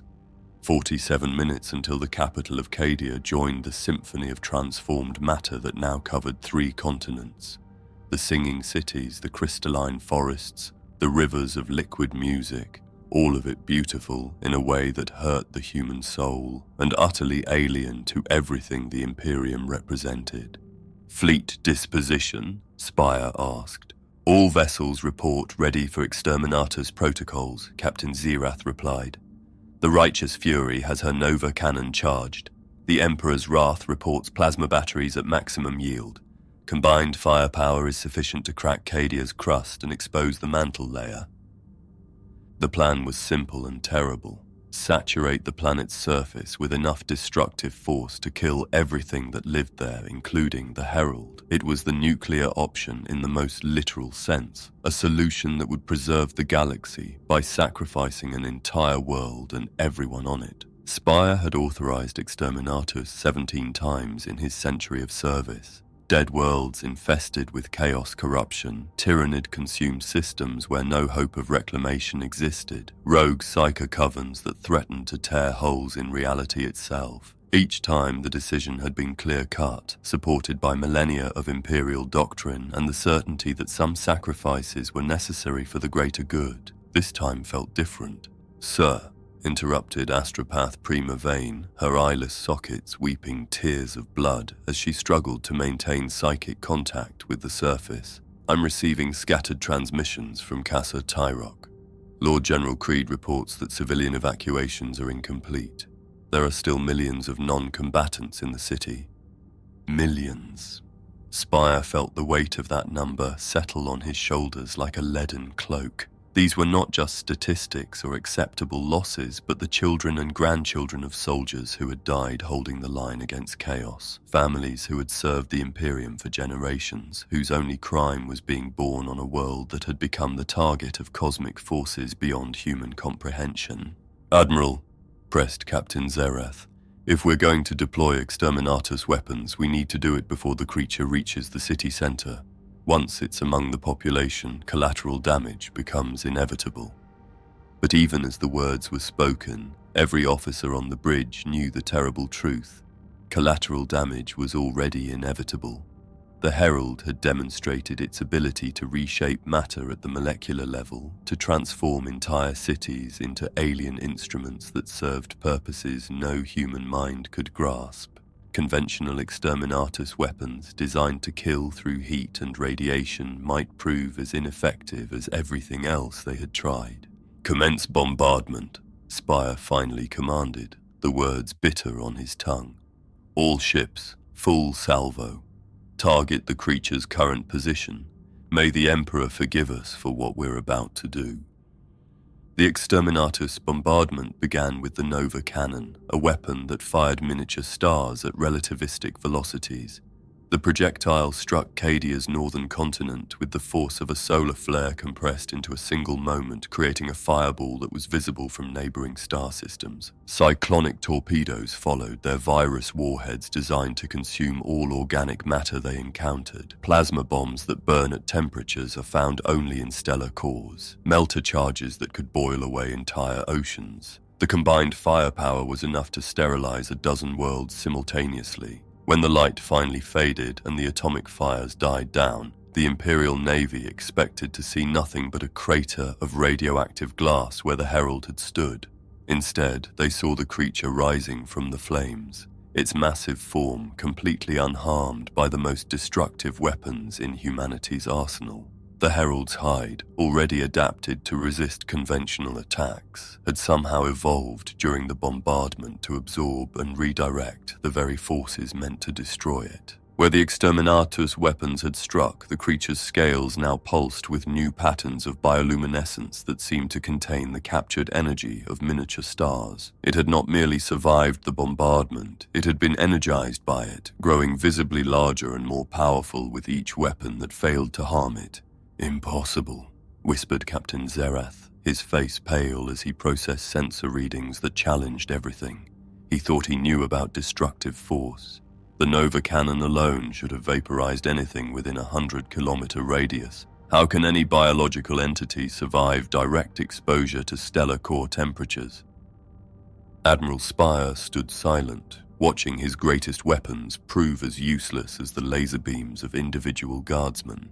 In his century of naval service, he had witnessed the death of worlds, the annihilation of entire fleets, the casual deployment of forces that could reshape star systems. But he had never encountered anything that simply ignored the most powerful weapons humanity had ever created. The Herald looked up at the orbiting fleet, its burning eyes seeming to focus directly on the bridge of the Dominus Astra. For a moment that stretched across eternity, ancient intelligence studied human desperation with something approaching pity. Then its mouth opened and atomic fire lanced into space. The beam that emerged from the Herald's throat defied every principle of physics that Imperial science understood. It traveled through the vacuum of space without dissipating, maintained coherence across thousands of kilometers, and struck the Emperor's wrath with the focused fury of a dying star. The battleship, which had survived void battles across 3 centuries, simply ceased to exist, not destroyed in the conventional sense, but transmuted into something else entirely, a cloud of particles that sang in harmonics audible across dimensional barriers. The 1,200 souls aboard had time for perhaps a single scream before they were transformed into components of cosmic music that would echo through the warp for millennia.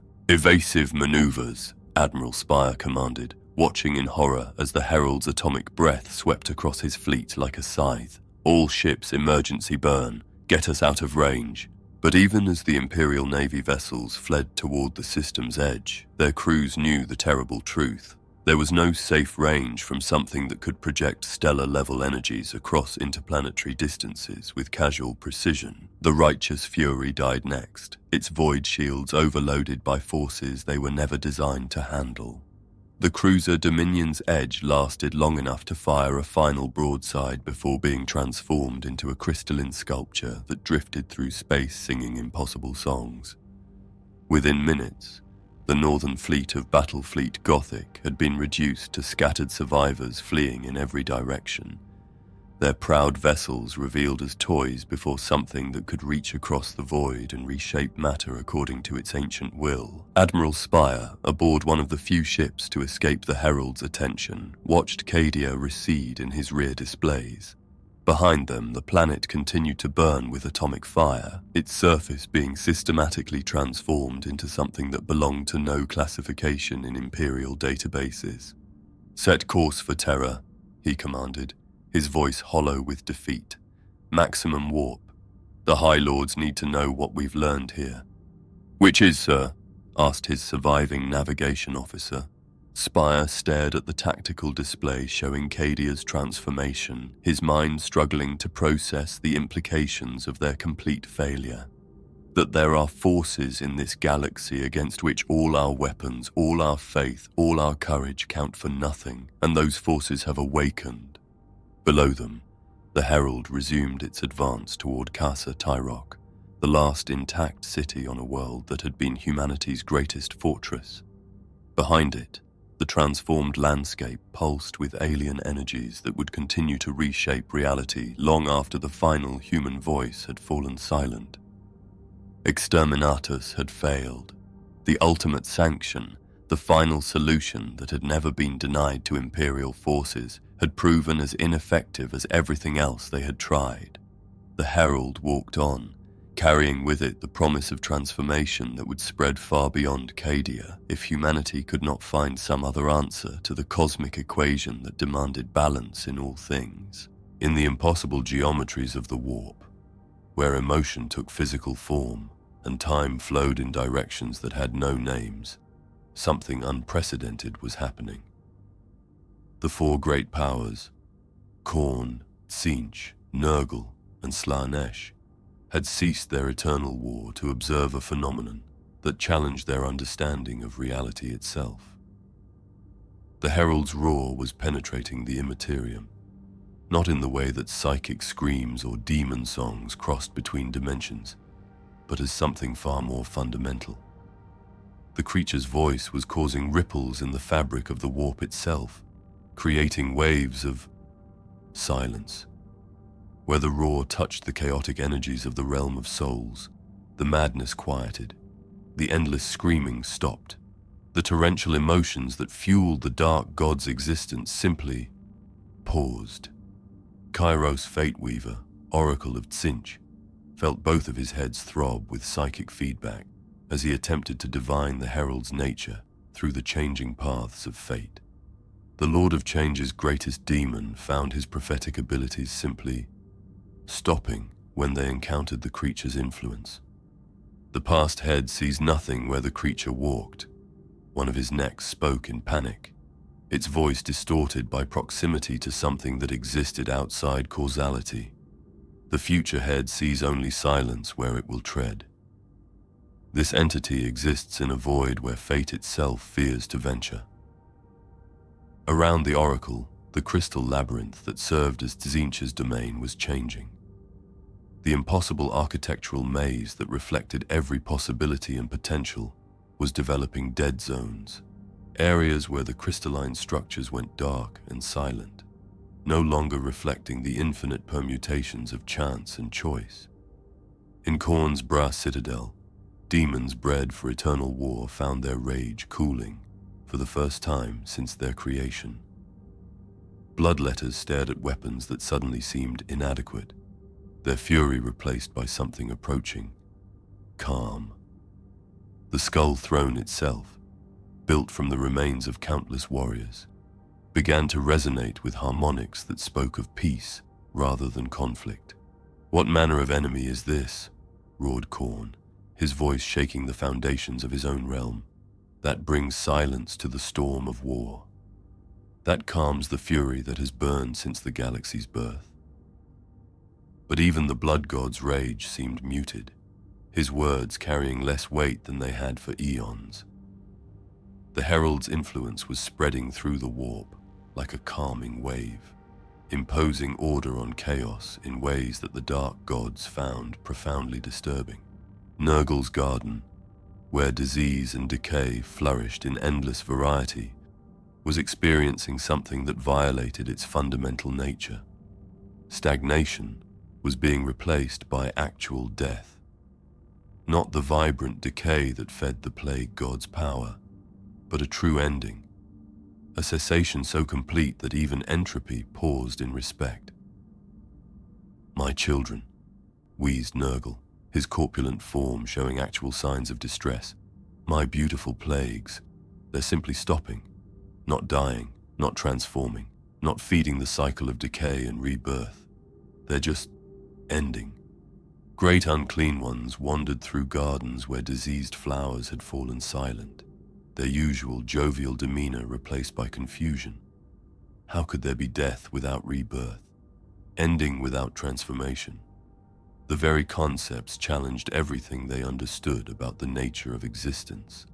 In Slaanesh's realm of excess, where sensation was pushed beyond all limits and pleasure became its own form of torment, the daemons found themselves experiencing something they had never known: satisfaction. The eternal hunger that drove their existence was being sated by exposure to harmonics that spoke of completion rather than endless desire. "This cannot be," whispered Slaanesh, the Prince of Pleasure's perfect features marred by an expression of genuine fear. "To be satisfied is to die.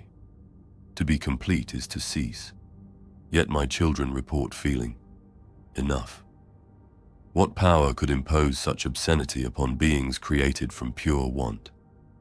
But the most disturbing change occurred at the highest levels of the warp's hierarchy. The four great powers, who had warred and schemed and plotted against each other since the birth of sentience in the galaxy, found themselves agreeing, not through negotiation or temporary alliance, but through a fundamental recognition that they faced something that challenged their very existence. The Herald was not just another player in the great game. It was a force that predated the game itself, that remembered when the warp was quiet and emotions were just chemical reactions in organic brains rather than independent entities with their own terrible appetites. In the deepest part of the warp, where the four realms met in a nexus of impossible architecture, the dark gods gathered for the first time in 10,000 years. Their presence together should have torn reality apart, should have created paradoxes that would have shattered entire star systems. Instead, their combined attention focused on the phenomenon that was spreading from a single world called Cadia. It remembers, Tzeentch spoke, his constantly shifting form showing unusual stability, when we did not exist, when the galaxy was silent and ordered and empty of the beautiful chaos that gives existence meaning. It seeks to return to that state, Nurgle added, his usually cheerful demeanor replaced by something approaching melancholy, to impose the final ending that requires no rebirth, the ultimate decay that feeds nothing new. But we are chaos incarnate, Khorne declared, his brass armor dim for the first time in eons. We are the storm of emotion and desire that drives all organic life toward greatness and damnation alike.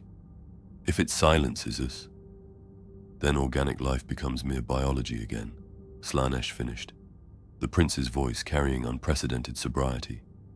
Reproduction without pleasure, growth without ambition, death without meaning. The galaxy becomes quiet.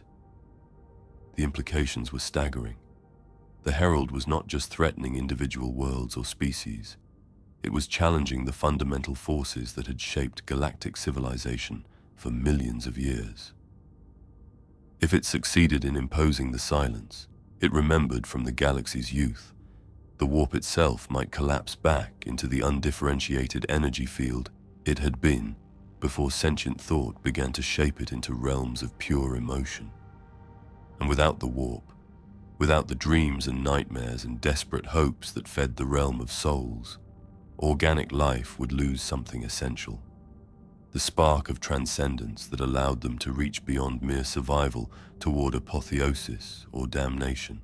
We must act, the four dark gods spoke in unison, their combined will creating harmonies in the warp that had never existed before, not as rivals or enemies, but as partners in preservation of the chaos that gives existence meaning.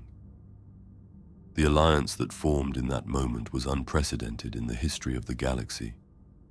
Khorne's rage, Tzeentch's ambition, Nurgle's acceptance, and Slaanesh's desire all focused not on their eternal war against each other, but on the preservation of conflict itself against something that sought to end it forever. But even as they marshaled their combined power, the dark gods felt the Herald's roar growing stronger, its influence spreading through dimensions they had thought were theirs alone. Whatever they were going to do, it would have to be soon. On Cadia, the creature that had inadvertently caused gods to make peace continued its advance toward Khazar Tyrok, unaware that its very existence was rewriting the rules of cosmic conflict in ways that would echo through eternity. Behind it, the transformed landscape pulsed with energies that imposed order on chaos, silence on the screaming storm of the warp, and something approaching peace on a galaxy that had known only war for 10,000 years. The final act was approaching, and all of creation held its breath to see whether noise or silence would triumph in the end. 10 standard years have passed since the herald walked across Cadia, and still the galaxy struggles to understand what died with humanity's greatest fortress world. The official Imperial records, those that survived the systematic purging that followed the Cadian incident, speak of a localized Xenos incursion that was contained through appropriate application of force. Lord Commander Gilliman's return to active duty has provided convenient distraction from questions about why an entire sector fleet went silent for 3 months, why the Cadian Gate remains permanently sealed, why no Imperial vessel has approached the system since Admiral Spire's desperate flight to Terra. But the survivors remember. In the deepest archives beneath the Imperial Palace, in the sealed vaults of the Inquisition, in the whispered conversations between Astarte's chapter masters, who still wake screaming from dreams of atomic fire, the truth endures. Humanity met something older than its understanding of the universe. Godzilla, and humanity lost. The world that was once Cadia still orbits its star, but it no longer belongs to any classification in Imperial databases. Long-range augurs show a planet-wide network of crystalline formations that sing in harmonics, audible across dimensional barriers.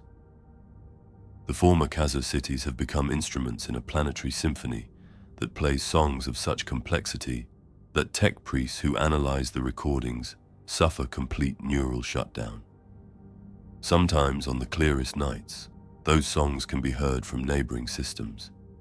The herald itself vanished 3 days after completing its transformation of Cadia's surface, walking into the planet's largest ocean and disappearing beneath waves that had been converted into something that was neither water nor any other substance in Imperial classification systems. Some theorists believe it returned to whatever deep slumber it had emerged from, its work complete. Others suggest it departed for other worlds where the cosmic balance required adjustment. All that remains certain is that it fulfilled its ancient purpose. Cadia no longer stands as humanity's bulwark against chaos. The world that had held the line for 10,000 years has become something else entirely, a monument to forces that operate on scales beyond human comprehension. But perhaps the most disturbing legacy of the Herald's passage is what it revealed about humanity's place in the galaxy. For 10 millennia, the Imperium had believed itself to be the dominant force in known space, challenged only by chaos, was Denos species, and the occasional rogue AI.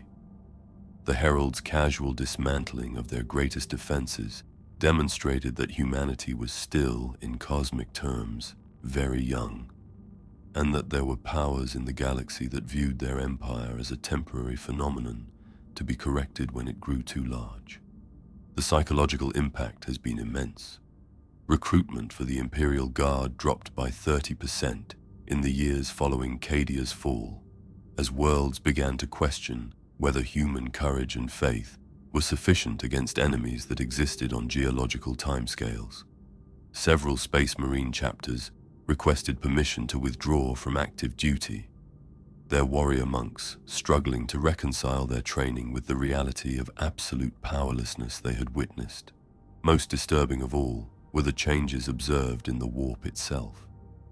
Astropaths across the galaxy reported periods of unusual calm, moments where the chaotic energies of the immaterium seemed to settle into patterns that resembled order rather than the eternal storm that had raged since sentience first evolved. Navigator houses spoke in whispered tones of regions where warp travel became not easier, but quieter, as if something vast was imposing silence on dimensions where silence had never existed. The dark gods themselves seemed diminished, their influence waning in subtle ways that took years to become apparent. Chaos incursions became less frequent, demon manifestations weaker, the eternal war between order and chaos shifting toward a balance that favored neither side. Some Imperial theologians have suggested that this represents the Emperor's ultimate victory, that his will is finally imposing order on the galaxy's chaotic forces. Others, studying the classified reports from Cadia, propose a more disturbing theory: that the herald was merely the first of its kind to awaken, and that humanity's expansion across the galaxy has triggered a response from forces that predate not just human civilization, but the birth of consciousness itself. In the deepest archives of Mars, tech priest Dominii have found references to similar entities in data cores that date back to the dark age of technology. The records speak of cosmic regulators and galactic stabilizers, beings of such age and power that early human colonists classified them as forces of nature rather than living creatures. If these records are accurate, then the herald that destroyed Cadia was not unique.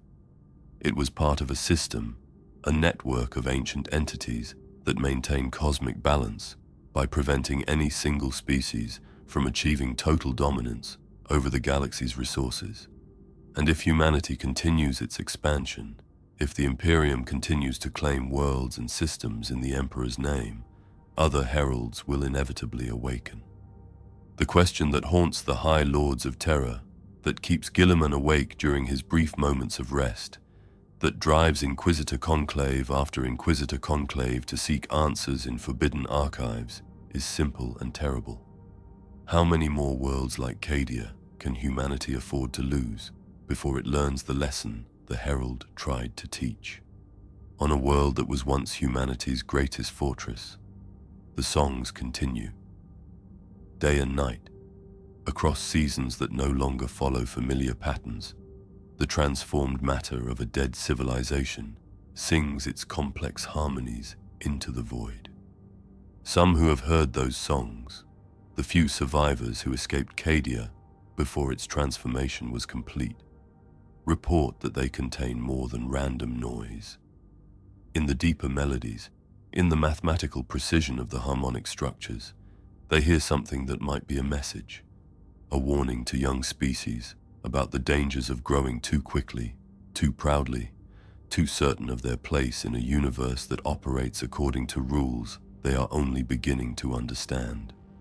A reminder that the galaxy is vast and old, and that humanity's empire, for all its glory, all its achievements, all its righteous fury, is still just a brief moment in a cosmic story that began before their sun was born and will continue long after it dies.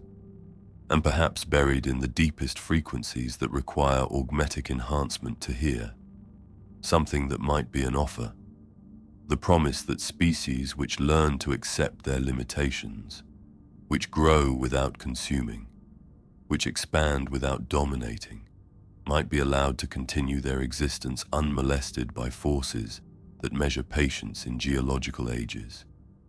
The choice remains humanity's to make. But the herald's song reminds all who listen that it is not the only choice available to them, and that other responses to unbridled growth are far less gentle than transformation into cosmic music. In the grim darkness of the far future, there is only war. But sometimes, very rarely, that war pauses to listen to older voices, speaking truths that make even eternal conflict seem like the chattering of children who have yet to learn that some games have consequences beyond their understanding. Cadia fell not to chaos, not to Xenos, not to any enemy that humanity could comprehend or fight. Cadia fell to the universe itself, reminding one young species that they were not alone in the dark, and that their neighbors had been waiting a very long time for them to learn some manners. The lesson has been taught. Whether it has been learned remains to be seen.